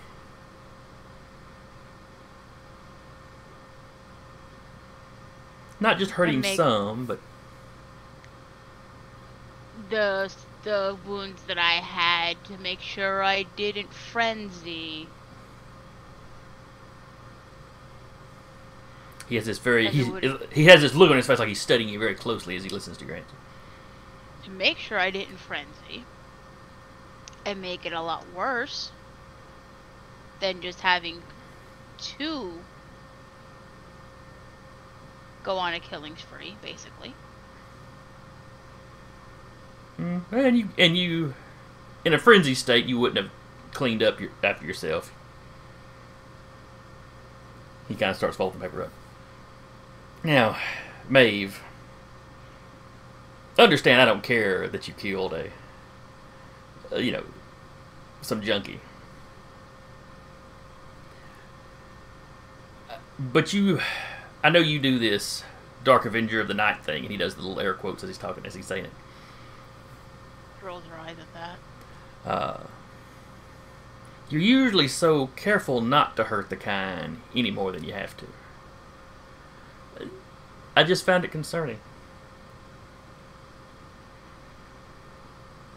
I came across that and could smell your presence, where you had been there, so.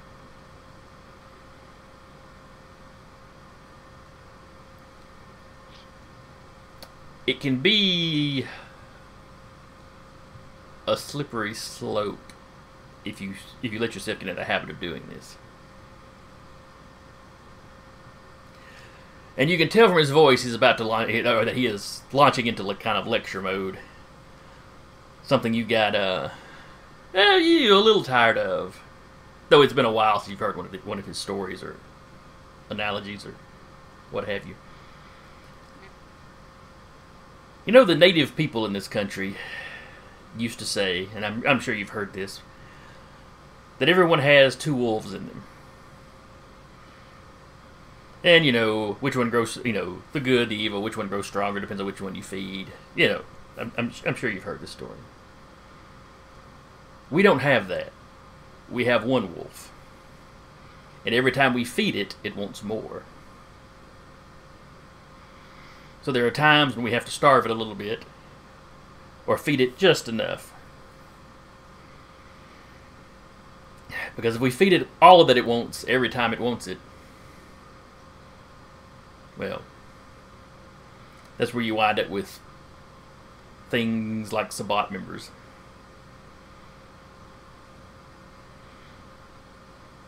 Like I said, it's one junkie, I don't care. I'm just concerned about you. I would hate to see you slip down the slope that I saw my sire slip down. I thank you for your concern, but as I said, I was weighing out the options. I was already hungry, and I needed to heal. So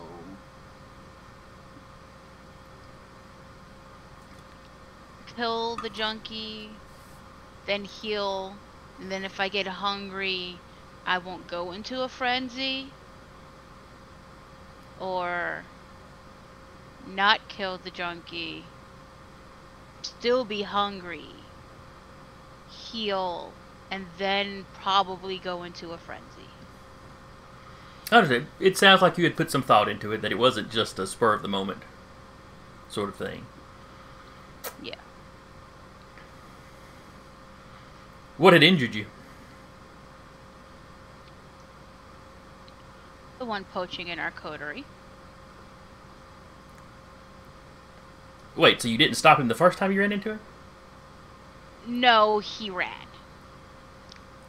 You can Getting run. his- I've seen you run. Oh, Maeve. I can run, but he was faster. Ungodly faster. I've heard he's just some neonate, some babe. Some babe that we don't know who their sire is. Oh, he's Yes. clanless and you let him get away? Oh. Didn't know he was clanless at the time. Oh, yes, because if you'd known, you would have been able to catch him. No, he ran a lot faster, able to jump over the gate with ease and keep going. I told you should take up parkour. Yes, By yes. this point, I assume the two of you have left or are walking down the street talking. Yeah. She's like, yes, I know, I should have taken it. Look back at the past and regret it. I can still do it. Well, that is There's- one good thing about being one of us, is you've always got time to correct these things. Yeah, You know, but if something had- doesn't kill you. But the thing is, he had some freaky things going on about he did something with his face to try to change the way he looked. He was able to change the way he looked without an issue. And that helped him win in a fight against you? No, we found him. We're tracking him, found him. Saw the car he came out of, and then a different person were in the car. But it was him, apparently. He, like, changed his entire look. She's like, when he started doing that at the court, people were saying, what's that word again? I didn't even write it down. The Mots. Zamisi? Zamisi. They were saying something about that.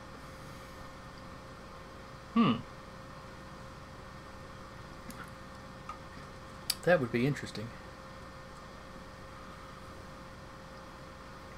Caitiff can potentially develop any ability, but that's... I've never heard of one developing the Zemintsi's flesh grafting. Yeah. By the same token, they're not the sorts to let their child or just run off randomly.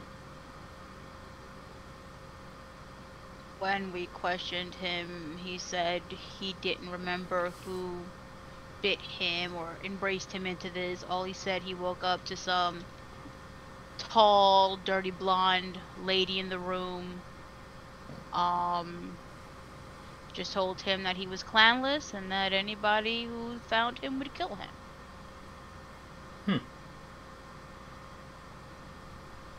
Well, there's probably more to that than just that. But I'm sure you figured that out. Probably don't need to tell you that. I mean, we found his sire. We know his sire's name. We just don't know who she is. Oh, what was the name? Yona Edelstein. Doesn't ring any bells. Yeah. So I hear you've joined a coterie since the last time I seen you. Yeah. Kind of a bit easier to keep it under. Easier to feed. Oh yes, having your own domain is quite nice. And don't worry, I fed before I entered the city. Thank you. I have no doubt that you would, that I have no doubt that I could depend on your hospitality, but I didn't want to impose before I spoke to you. Yeah. We just would have to also I would have to let Samuel know that you're in town, though. Yes. Do be careful around him. The Tremere have experimented on our kind before. I have heard that. Now, this was in the old world before, well, before my time, certainly before your time, or your Samuel's. But anything people will do once, they'll do twice if they can get away with it. I mean, but it was thanks to Samuel that we were able to find, at least, the sire's name. Through whatever sorcery he knows. Yes, the Tremere and their blood magics. The Yeah. the less specifics we know, the better, probably. He doesn't want to share, and I'm not going to ask. And as you walk on, he eventually starts asking you about your dog and all that. But let's cut to, let's see. Alexander. Yeah. Alright, you had said you were not going to bother hunting because you're not that hungry. A 2's not that bad.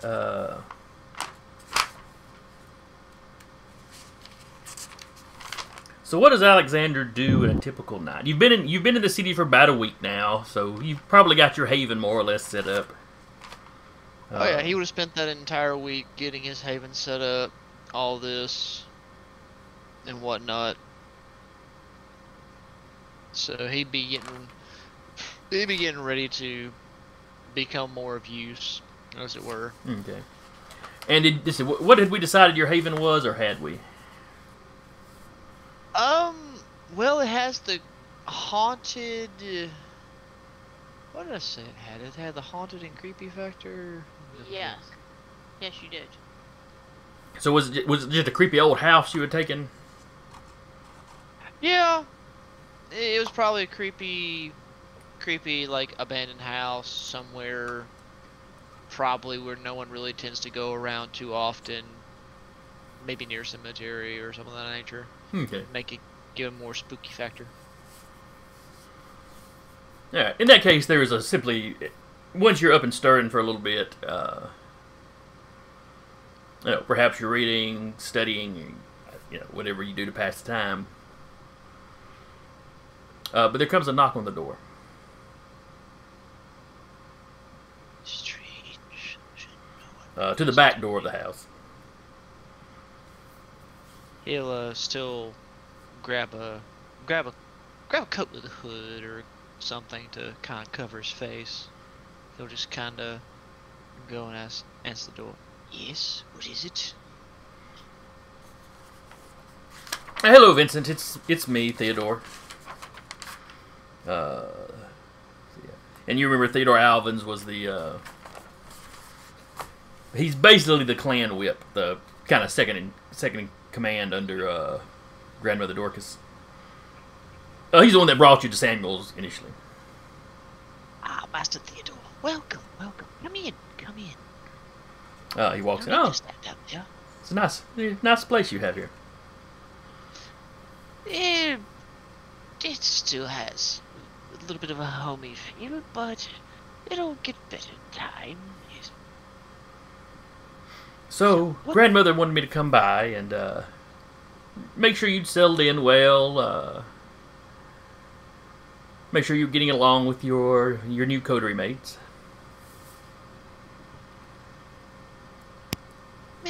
Yes, so far so good.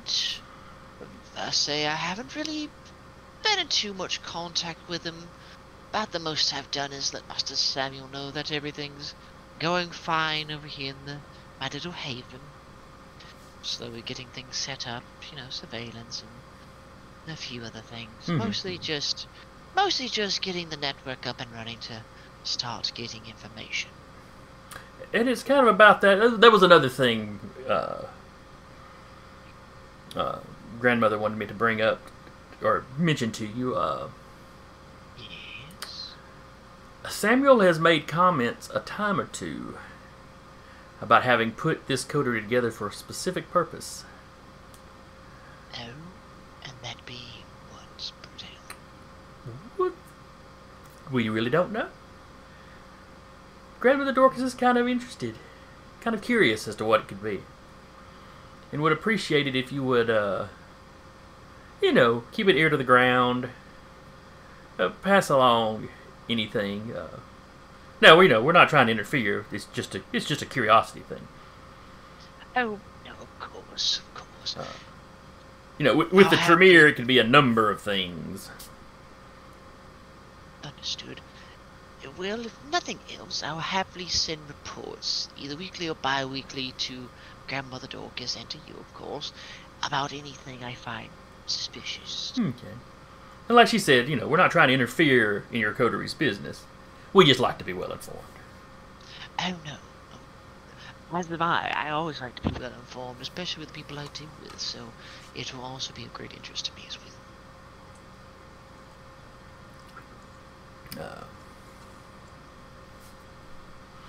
And other than that, he chit-chats with you for a bit about, the rumors of your house being haunted, but, it's probably not something, folks like yourself have to worry about. Which is actually not true. Rates can be very bad. But anyway. The lights flicker. But, so what else was it? Oh, yes. He tells you, at some point, he needs to take you down into the Warrens, which you've been in the sewer system. Which is, which is part of what the Nosferatu refer to as the Warrens. But, he mentions, needing to take you down and show you around, a few more locations in the sewers, as well as some of the cave network that they use. The area in and around Huntsville is just littered with caves. To the point there's a splunking society that's based out of Huntsville. I don't remember if it's the state or if it's actually like the southeast. I forget exactly how big an area they cover, but it makes a fine place for Nosferatu to live. Alexander will just kind of smile. Of course. Basically, I am planning to set up an escape tunnel here soon. Just a few more final touches, and if there is actually a good spot that actually comes by this place, I'll make sure to set up that way. He's like, I'll have somebody consult the maps and we'll get you that information. Thank you. I greatly appreciate that information.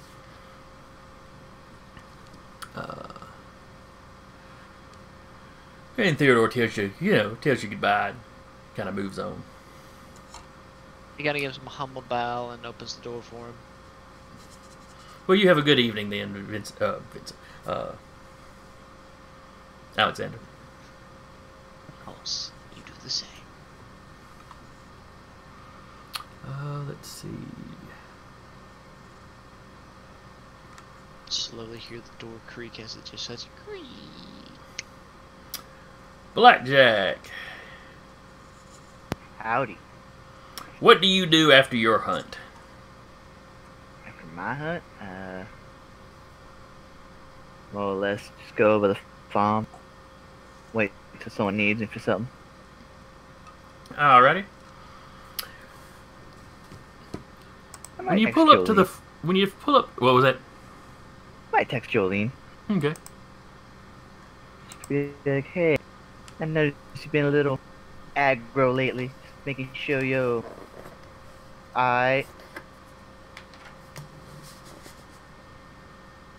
just texts back. Everything's fine. I text an emoji of an egg with the question mark. An egg? An egg with a question mark. It's texted back. What the actual fuck? The new birdie. Did you literally just do the "do you need an egg in this trying time" thing? No, but if it Okay. you want to construe it as that, you can. This is more. Well, I would text back and be like, the new birdie. Has she heard anything back from Eddie on him? You'd have probably gotten a text from Eddie a few days later.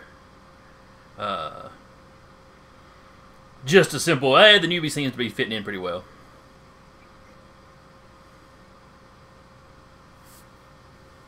She just pass it on, you know. He's blending in well. Learning the rope. Okay. Oh, good. We don't have to put it out of his misery.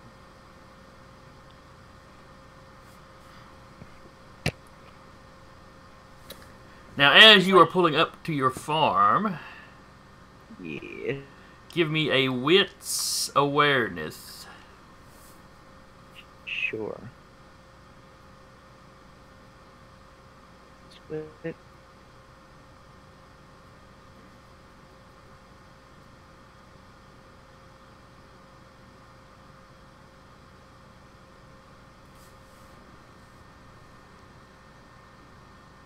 Do I have a modifier because it's my farm? No,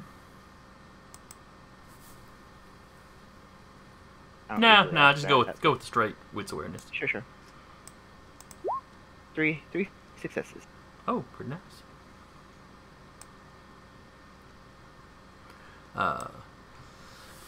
So you park your car. You head around to take care of the cows. Mm-hmm. You know, probably decided to go hunting first to make sure you didn't get, you know, get hungry enough to eat, just eat them instead. Just in case I had to. Yeah. I'll save you guys for a rainy day. But as you're walking around, you notice the side door to your house is cracked open. Oh, not this game.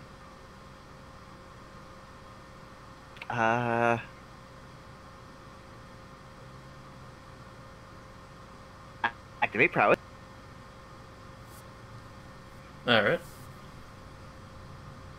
And I'm good. Okay, you can. Now just, yeah. Alright, you froze up and roboted out on me. What was that? Activate prowess, and I did my browse checks. I'm good. Okay. And I just kind of walk, kind of like crack my neck a little bit just for cinematic purposes, and then kind of walk in. Doesn't do anything, but you know. You walk in, you hear two people talking from your living room.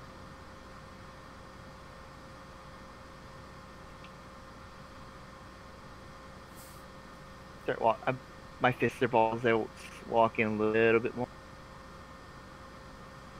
Are you trying to be stealthy, or are you just barging in? It's my room. I ain't sneaking in my place. I'm not gonna yell yet, but I want to look and distracted. Talk. And as you walked in, you could tell the door had been damaged, like somebody had pried it open.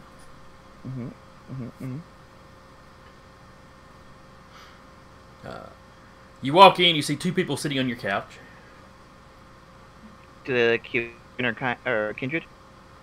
You can't tell that at a glance. Okay, activate Daunt, and I'll walk up to them. That doesn't require a rouse check, I don't think. Okay. And I'm just supernaturally intimidating.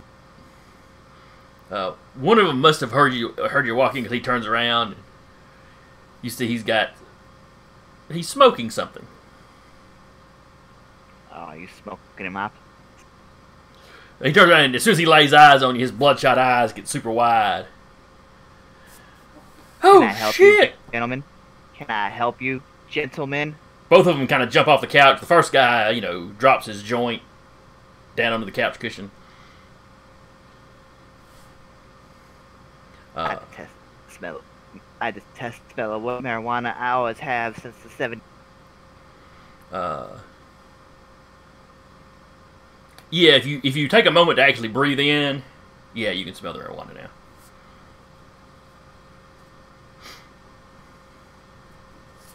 As a kindred, you don't I'm gonna ask you necessarily again. walk around breathing all the time, though. Sure. I'm gonna ask you again. What are you doing in my house? One of the guys is like, "Oh, what? The other was like, "Man, I told you somebody lived here," and has turned around and is running to the front door. Is he running towards the door he busted open? No, that was the side door of the house. Gotcha. He's running towards like the front door. We'll move to interpose itself. Are you moving unnaturally fast? I can't move unnaturally fast. Okay. I don't have that ability. I will move as fast as I can, but I'm not supernaturally fast. All right, give me a dexterity athletics roll Sure. versus let's see what kind of dice pool would a pothead have? Probably a penalty. I ain't got no successes. It's fine. And he got a critical. Oh, well, he's gone. This kid may have been on the track team. I look at the other person who's still here, and you. And he turns around and starts running for the side door because, you know, you passed him going after the first guy. And This one I'm gonna actually try to like check into the wall. all right, give me a brawl, still dexterity. Strength ball. Dexterity because you gotta. Yeah. I think it'd be dexterity because you're trying to catch him. Okay. Or actually, well, you said you were checking him. What? I'm checking him into the wall. Yeah. Not using my fists. Not yet. That's true. You're not really trying to damage him per se. Just he got a success. What you got? You got it. So yeah, he turns around and starts running. You just kind of run up and, you know, it knocks him over to one of the walls. He falls. I just very lightly, because I know I can just snap him with a single step. Put my foot on his chest. I'm not gonna ask you again. You don't tell me what y'all were doing here. We were just smoking, man. I mean, I never see anybody working this farm. I didn't think anybody lived here. I work this farm every night. What are you talking about? You work a farm at night. Don't ask questions. I'm the one I like apply a little more pressure. Don't ask questions. I'm the one Okay, asking questions look. here. I just never saw anybody during the day. I didn't think, you know, I knew somebody was taking care of the place. But I figured it was just somebody living somewhere else, and it just seemed like a good place to, you know.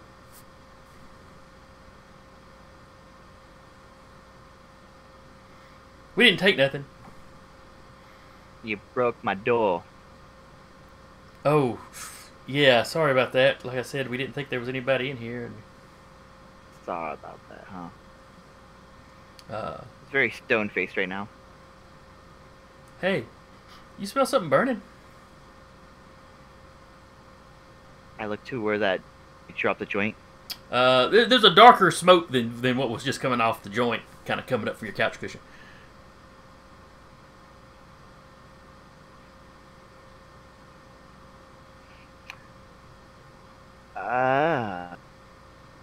I mean, it's not a lot of it, but Okay. I was like, are you burning down my fucking farm? no, just setting your couch on fire. Completely different. Okay.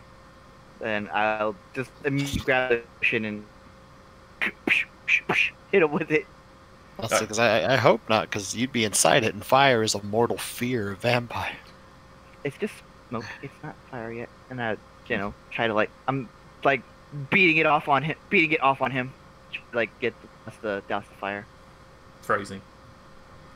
Yeah. So you're using him to put the fire out, or the little smoldering spot out. The little smolder, yeah. Hey, hey! Beating him with the cushion. This is the least you can do for me. I feel burning down my fucking farm. Holy crap, dude! How strong are you? As you're basically taking a grown man, well, teenager, and flopping him Sure. like a pillow. Laugh. It's what I do. One of the benefits of it is being strong.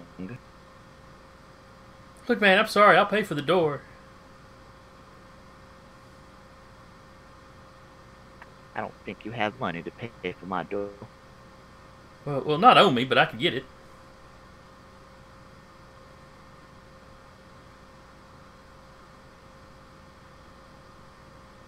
Listen, kid. Here's what you're gonna do. First of all, you all gonna fix that door. Second of all, you're gonna go on a little excursion for me, and then I'll forgive this. Okay, what do you need me to do? Just need you to look around. Use your eyes to the best of your ability, and don't waste them on that trash.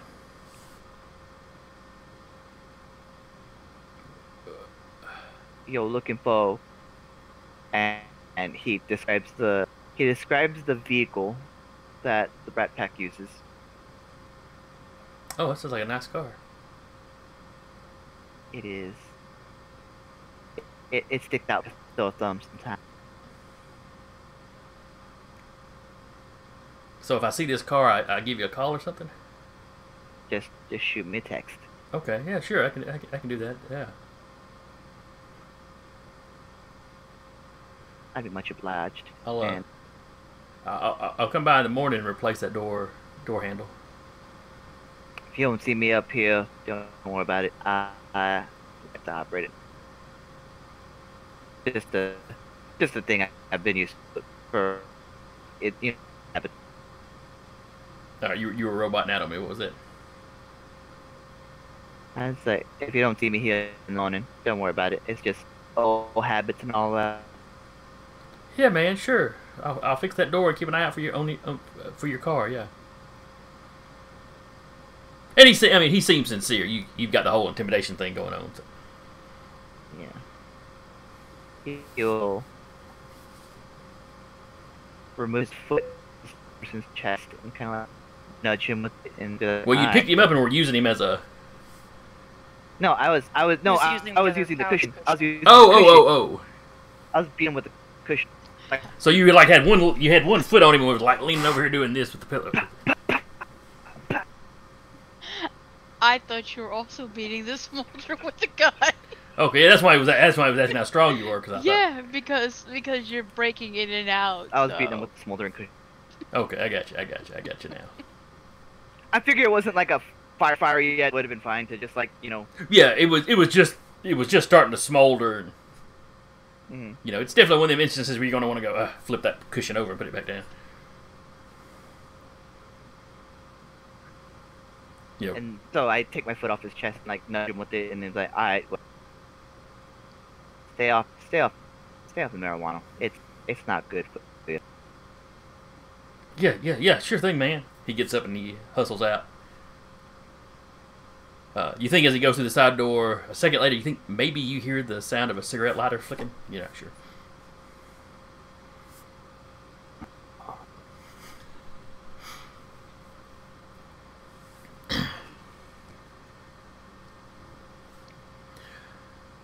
Jolene.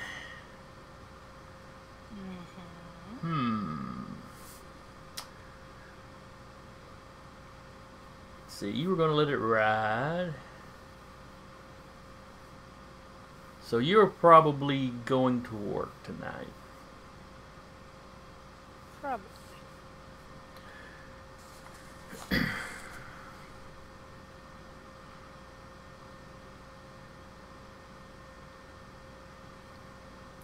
Let's see, how busy is your restaurant?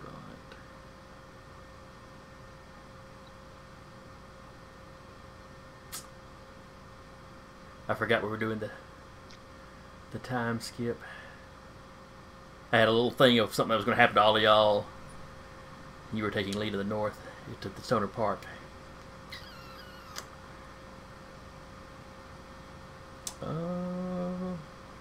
I'll come back to Jolene. Sorry. Okay. Samuel, you get up and stir it. You're up and stirring for a little bit. Oh yeah, and you went off and you fed, at the hospital when you got to work. Mm-hmm. An hour or so later, you get a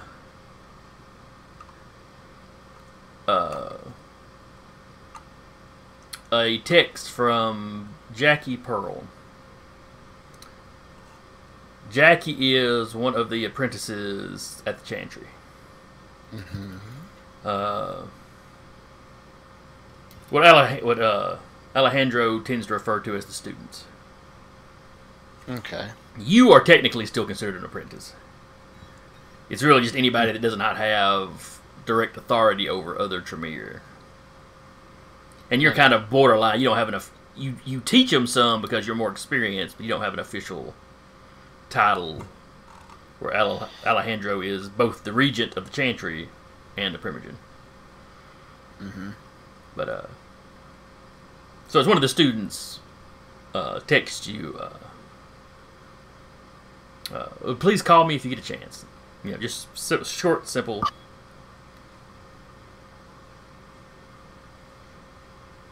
It's a little unusual for the Tremere to text each other. Period, because Alejandro is very serious on the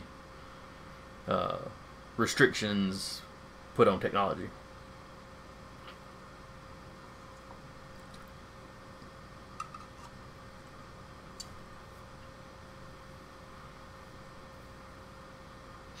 So next time he goes on break.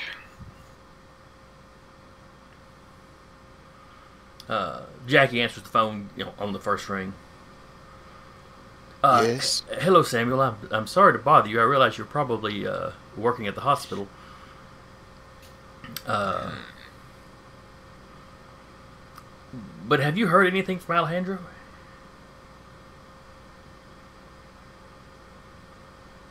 Not as of yet, no.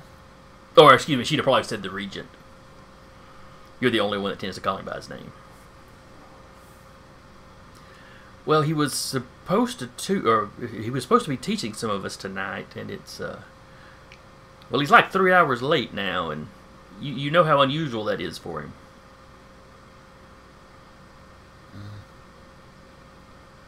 It is extremely odd for your professor to be late. And he stresses the word professor because they're using technology right now?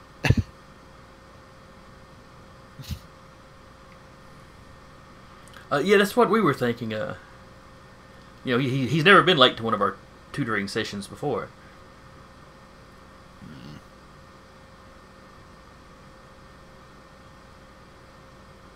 It is odd. Well, my shift ends soon. I could swing by as a substitute if necessary. Well, that would be great. I mean, missing a lesson isn't really the main concern. We just thought something might have come up. He got called away, and maybe you'd have heard something. Have I heard something? You have not.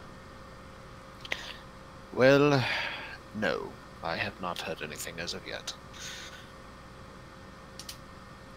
Okay. Well, if you hear anything from him, if you could let us know, that'd be great. I mean, it's probably nothing. Maybe something. Maybe he had to have a staff meeting or something. It is entirely possible. He does have those other responsibilities. As an alumni, I would suggest that you and your fellow students start some self-study for now. Find something that interests you. Maybe write an essay on it. Just something to get your brain moving. Oh yes, we've got our independent projects. I think the guys are already starting on theirs. Then I would suggest you do the same. All right, yeah. You have a good evening, sir. And you as well, Jackie. Good night. Good night. She hangs up.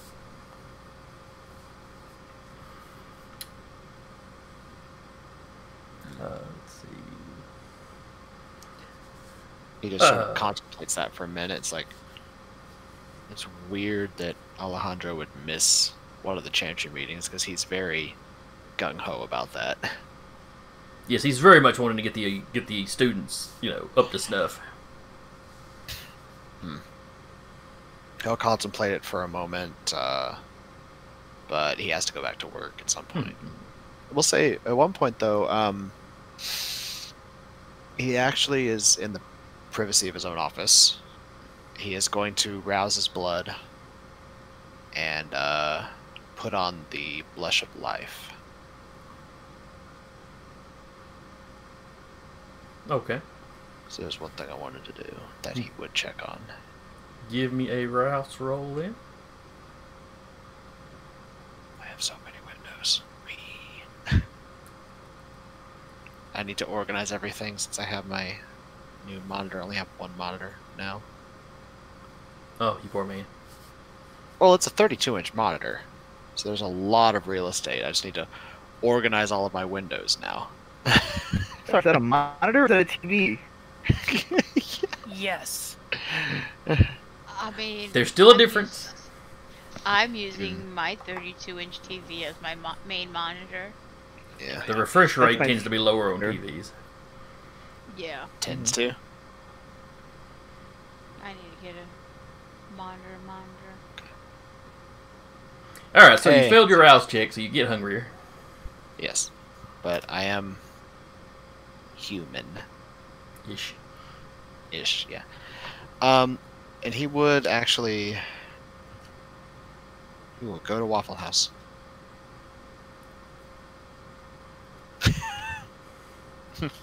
Middle of her shift, not a good idea. Walks into the fight. Well, it may be the tail end of your shift by now. Yeah.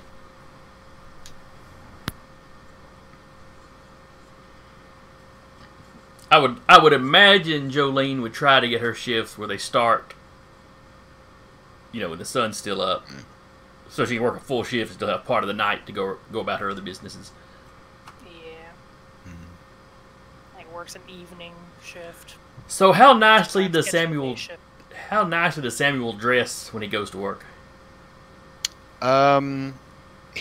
Most of his outfit is actually hidden by his, doctor's attire.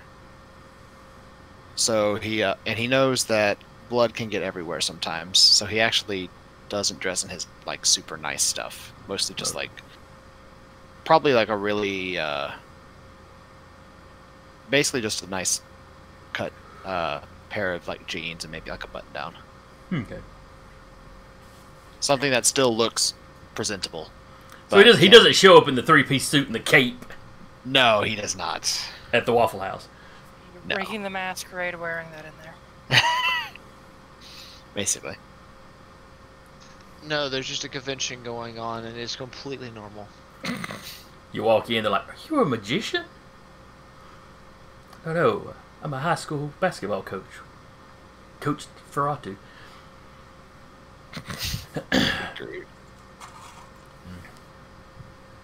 So Jolene, you see the good doctor walk in.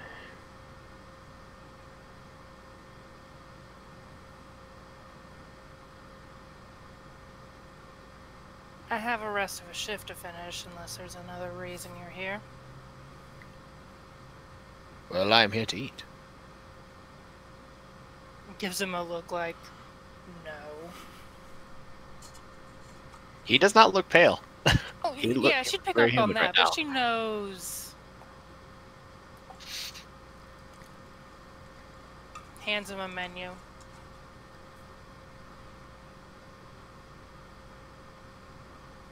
No. Take a seat and we'll look through the menu. She passes him off to any other waitresses. Okay. She's like, gentleman over there, I know him. He's a nice enough guy. I'm sure he'll take care of you. Walks off. Don't let him near your drinks, though. He'll He roofie roofies everybody. you. Why is the cook and all the waitresses passed out? I just walked around asking them if this rag smelled like chloroform. I don't know. All right. So Yeah, why well, is Samuel ordering food? In part because he feels like it. He will occasionally just order some food and eat it to just taste human food. Just sort of like this tastes like nostalgia kind of a thing. Now you realize when Kindred eat food, they Mhm. almost immediately vomit it back up if they don't have particular merits.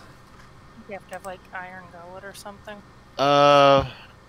With Blush of Life active as long as he has, I think, 3 hours before he vomits it back up. Is that something? I was thinking the 3 hours was what the merit gave you.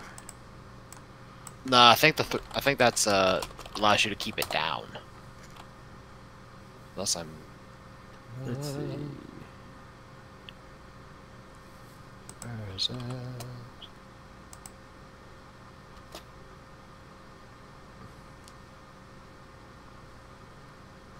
Humanity also factors into it. Yeah.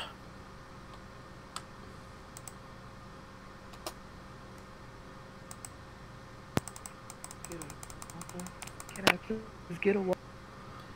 All right. What is your humanity? A 6. Yes. All right. When using Blush of Life, you need to make a Composure plus Stamina test, difficulty 3, to be able to keep food and drink down for an hour. Even when using Blush of Life. Ah, I misread that. So give me a Composure Stamina check. Yeah, he'll. I said that's what he was gonna do. That's what he's gonna do.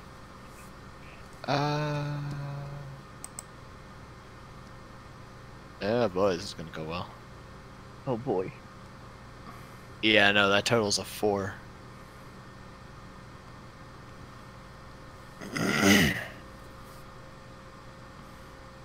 Yep. Well, it's a good thing you didn't wear your nice clothes. Yeah.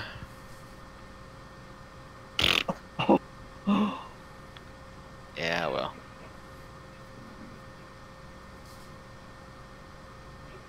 Oh well. Poor Samuel.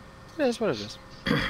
Like I misread it. I remember in earlier editions, or using the Blush of Life lets you keep it down for an hour. So, I should have read that a little bit further. Local search. It's in a Waffle House. So you get the. I mean, he wasn't gonna order anything like fancy anyway. It'd be like just like a pancake.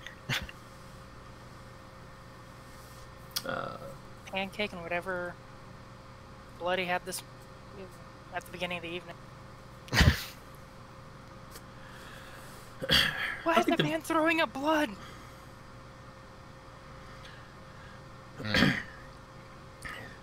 So you start on the pancake, and it's got a, let's see, Yeah. Well. with 6.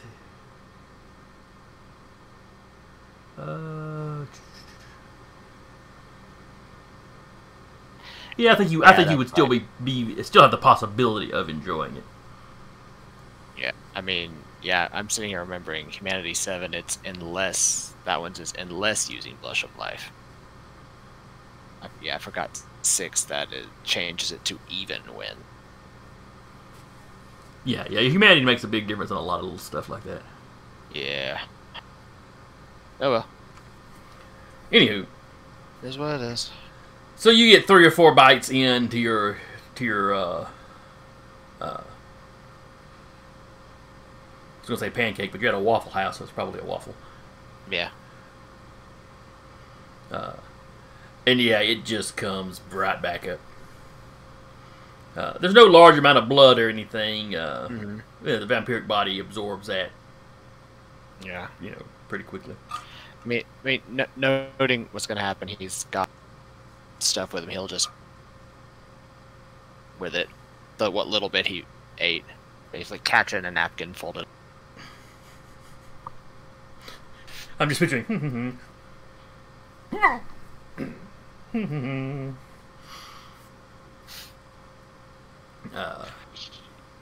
3 hours nursing one waffle. Luckily, your waitress does not notice this.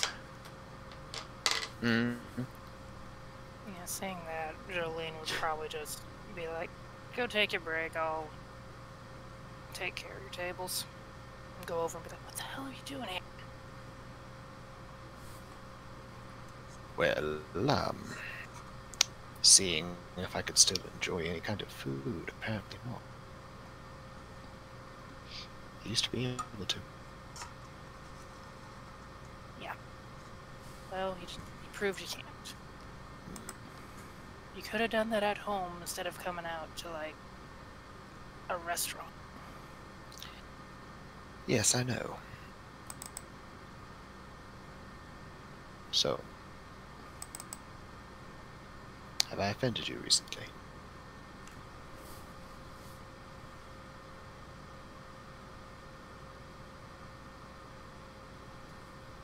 She's kind of like sits there for like a couple minutes weighing her options. Nope. I know exactly where I stand.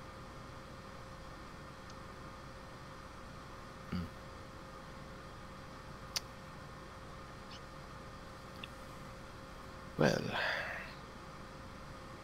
I don't believe you do. Oh, I believe I do. I'm a thin blood. You knew a spell to find sires and all that jazz just by taking a little bit of blood from the person, a little bit of your blood, mixing it together, doing whatever voodoo you do. She's saying this quiet enough so like no one around hears. And you did it to someone that poached the territory, killed people. Isn't even part of our coterie. But they ain't a thin blood, so hey, why not? And you know I don't know who my sire is. You know I've been looking for my sire just so I can kill the bastard. But you did it for him. Well, there's a few points in which you are incorrect. Oh, I'm sure there are.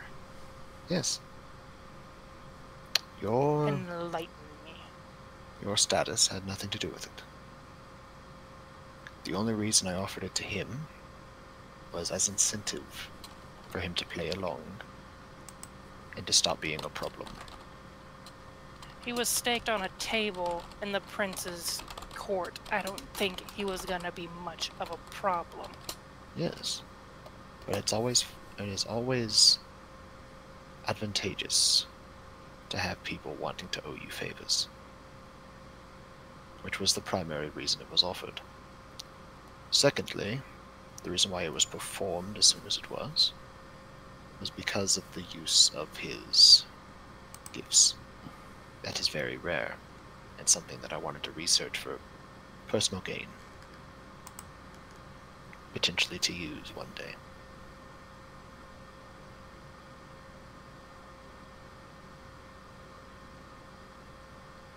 You have shown before your distaste for our practices and customs.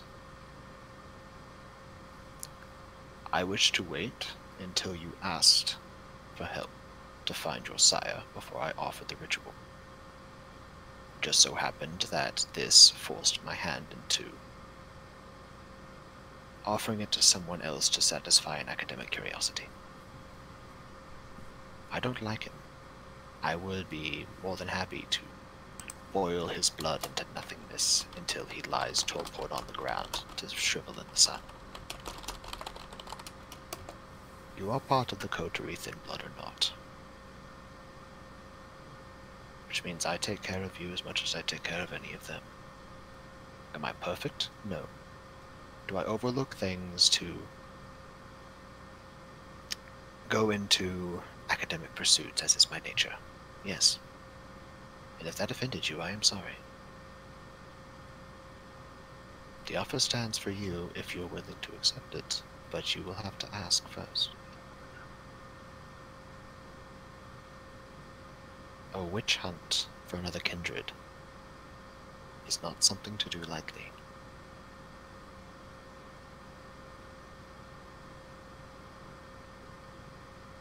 She just gets his check, puts it on the table, walks out.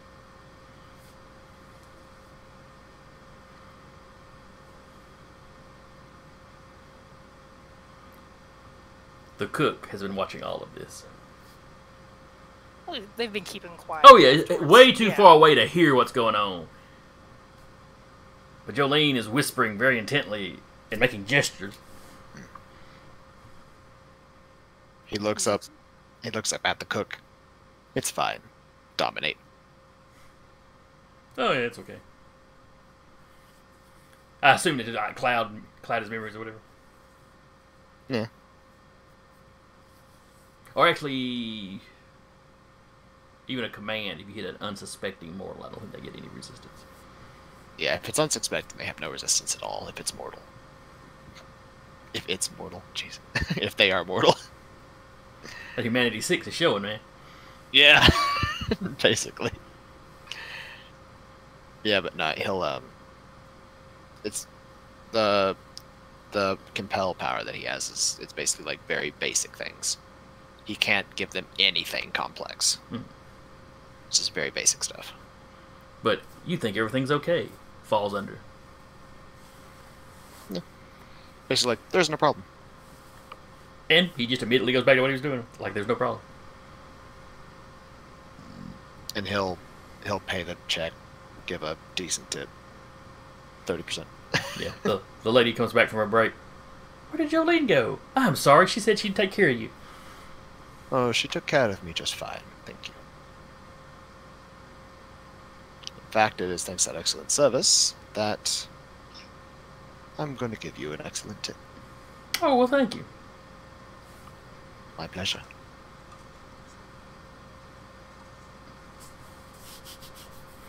And he'll get up and leave. So where did Jolene go when she left? Oh, she probably just started walking. She'll eventually make it back to her house, but she just probably started walking.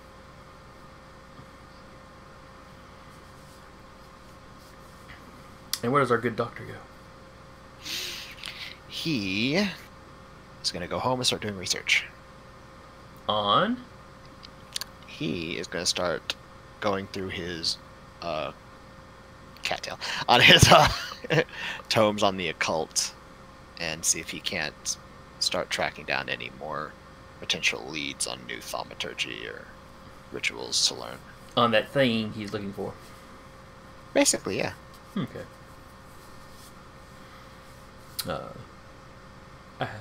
Probably tomorrow I got some ideas I need to shoot you on what that might be. Works for me.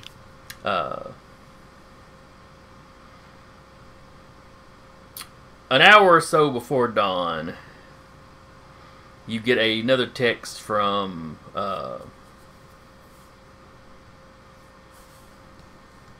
I'm blanking on her name already. Jackie. Yes, Jackie Pearl. I can remember her last name for some reason. Yeah. This is why I make codexes when my character gets introduced to people. Just to have a whole list going. Yeah, I wrote the name down somewhere. Oh well, it's in my random list of NPCs anyway. So I got it written down too, so in case you need it. Oh yeah, there it is. Okay. I've got multiple windows up, so anyway, so you get a text back from Jackie. Oh,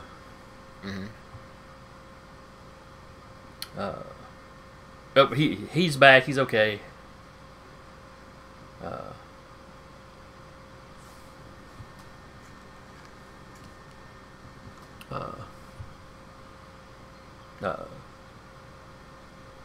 Jeffrey asked him where he'd been, and he about bit Jeffrey's head off. Pause. Not literally. Let's see, what was that first name? Jeffrey. You would know that's last name? Singh. Singh. Jeffrey Singh. Apprentice at Kindred. And what was the other one? Jackie Pearl? No, the third name I think you were in the process of mentioning before I went. No, What was that he second said name? pause. He didn't say that. He said Oh, pause. no. She said, Scott asked him, where he'd been, and he about bit Scott's head off, and then there's a pause, and she sends another text, not literally. Oh, okay. So was it Jeffrey or Scott? Jeffrey. Okay. Yeah, Jeffrey Singh. Alrighty. If I said Scott, I was reading off the wrong line. There is a change member named Scott, Scott. but he has not made an appearance yet. Well, I'm writing his name down anyway. Okay.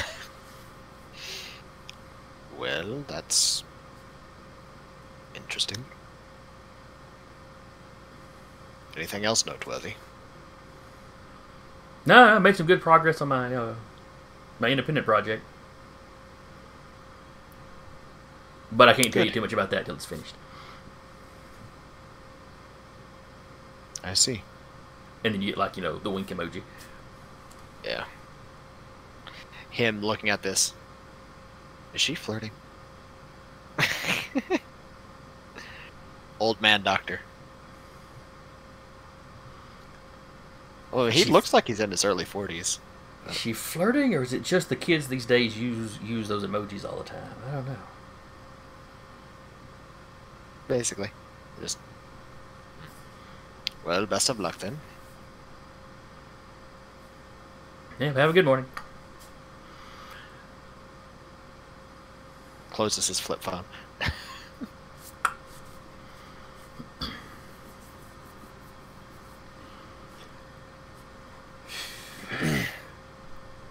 Well, being in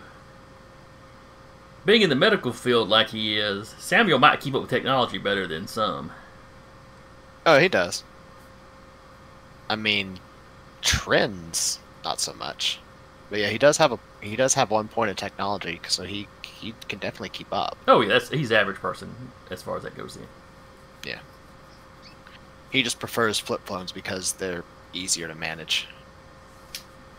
That and vampires can't use smartphones. Blush of Life. Unless you're using Blush of Life. I was yeah. thinking regular vampires use them. Some Clan La Sombra has a lot of trouble with them. No, it's I remember specific. reading that, there's something specific about Clan La Sombra. They can't use touchscreens. Period. Well, Clan La Sombra screws up technology in general. But it says with smartphones, it requires like the heat and moisture from your finger to register in World of Darkness, and vampires don't have that. That's fair. Blush of Life would probably take care of that then. But that's why he uses a flip phone. Oh, that makes sense. And it closes over all the important bits, so it's just basically one brick. I say brick; it's not like a Nokia, but. Yes. You ever see where somebody made a replica of Thor's hammer using Nokias? Yes, I have. It was glorious. But, so, the day winds up wrapping up.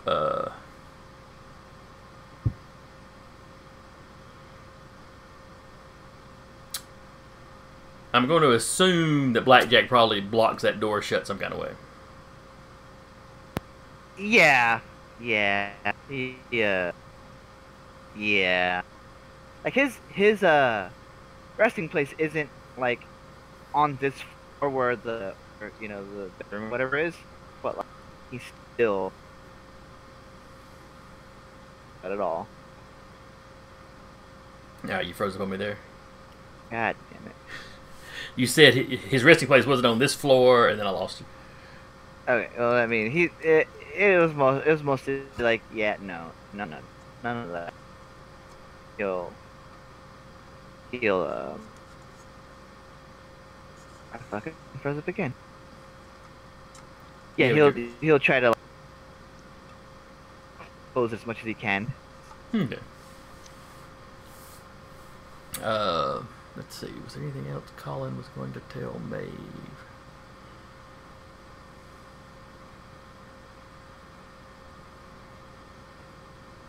Nah, not tonight.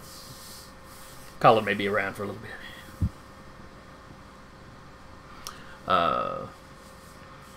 Well, it's getting close to 9.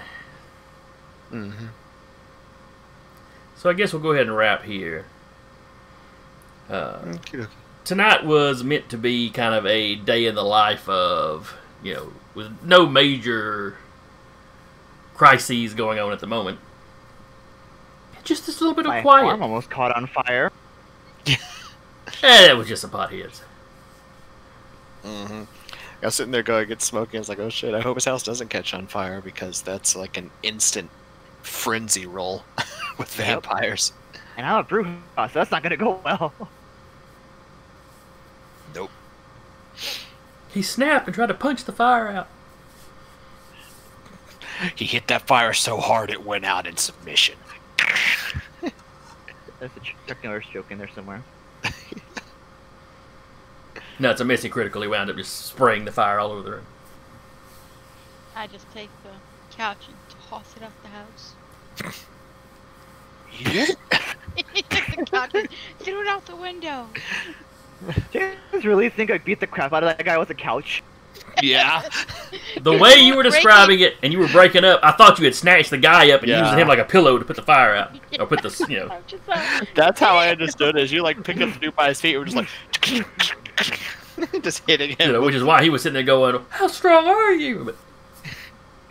But your way makes sense too, I guess. You weigh like 120 top. You're a stick. I bench more than you. Mm-hmm.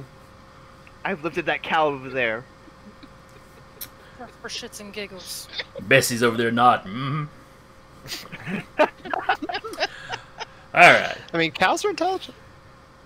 So this has been a night in the life of, and we will start to, you know, next week we will launch into our second major crises. Oh no. Or whatever is going on. Maybe it won't be a crisis. Maybe it'll be a, you know, a project or a, you know, a side quest. You can do quests in Vampire, can't you? I don't know. You're the storyteller. You tell us. Maybe Yeah, basically. Maybe in a Dark Ages game. So anyway, I enjoyed running. I hope all y'all enjoyed it. I hope our folks watching on Twitch enjoyed it. Particularly liked Samuel and Jolene's little exchange. Some nice role playing. A little character development. Could be cracks forming in the Coterie. Could be a civil war brewing in Jones Valley. What was it? I'm going up and living with the other thin bloods and the Caitiff. Y'all have fun. Screw you guys! I'm out. Now what? Because that's a long walk down to your job, but you know. Or she could just get a car. She's working on it. So anyway, She'll work at a Waffle House. Figure out what. hope area everybody watching will come back tomorrow for Monster of the Week. Yeah. And then Thursday, it is Descend into Avernus. Yep. Are y'all actually in hell yet? We are actually in hell, Alright, and we very lost a party member already. Uh-oh. I mean, That sounds in about that right. module, I'm not surprised. Honestly. Is it a fairly rough one? We made it. It's go far beyond fairly rough. There's literally a part in there where it says, hey, if your party does this, there's no checks, there's no saves, there's no nothing. They're dead. Just Nice. flat out. I was like, oh.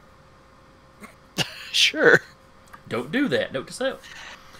Let's see. And after Descend into Avernus, we're done for the weekend. And we'll be back on Monday with the Escorts. Which is Cap's D&D Escort campaign. adjacent. As we are not technically escorts right now. Have you been Adjacent. escorts up to this point? Yeah. We've been Okay. escorting people. Different characters now. But yeah, we are a different party right now on another part of the world. Oh, neat. So like I said, escorts adjacent. It's like you got a side story going on. Basically, yeah. Let's I'm a see. Viking. So anything else we need to mention? I've mentioned the other shows. I mean, that kind of reminds me of Dragon Age 1 and 2, how they had do that, and then 2 was the same timeline, but in a different area. Yeah. It's kind of. Alright then, we will see y'all next time. Oh, Wash wait. your hands. Please wear masks.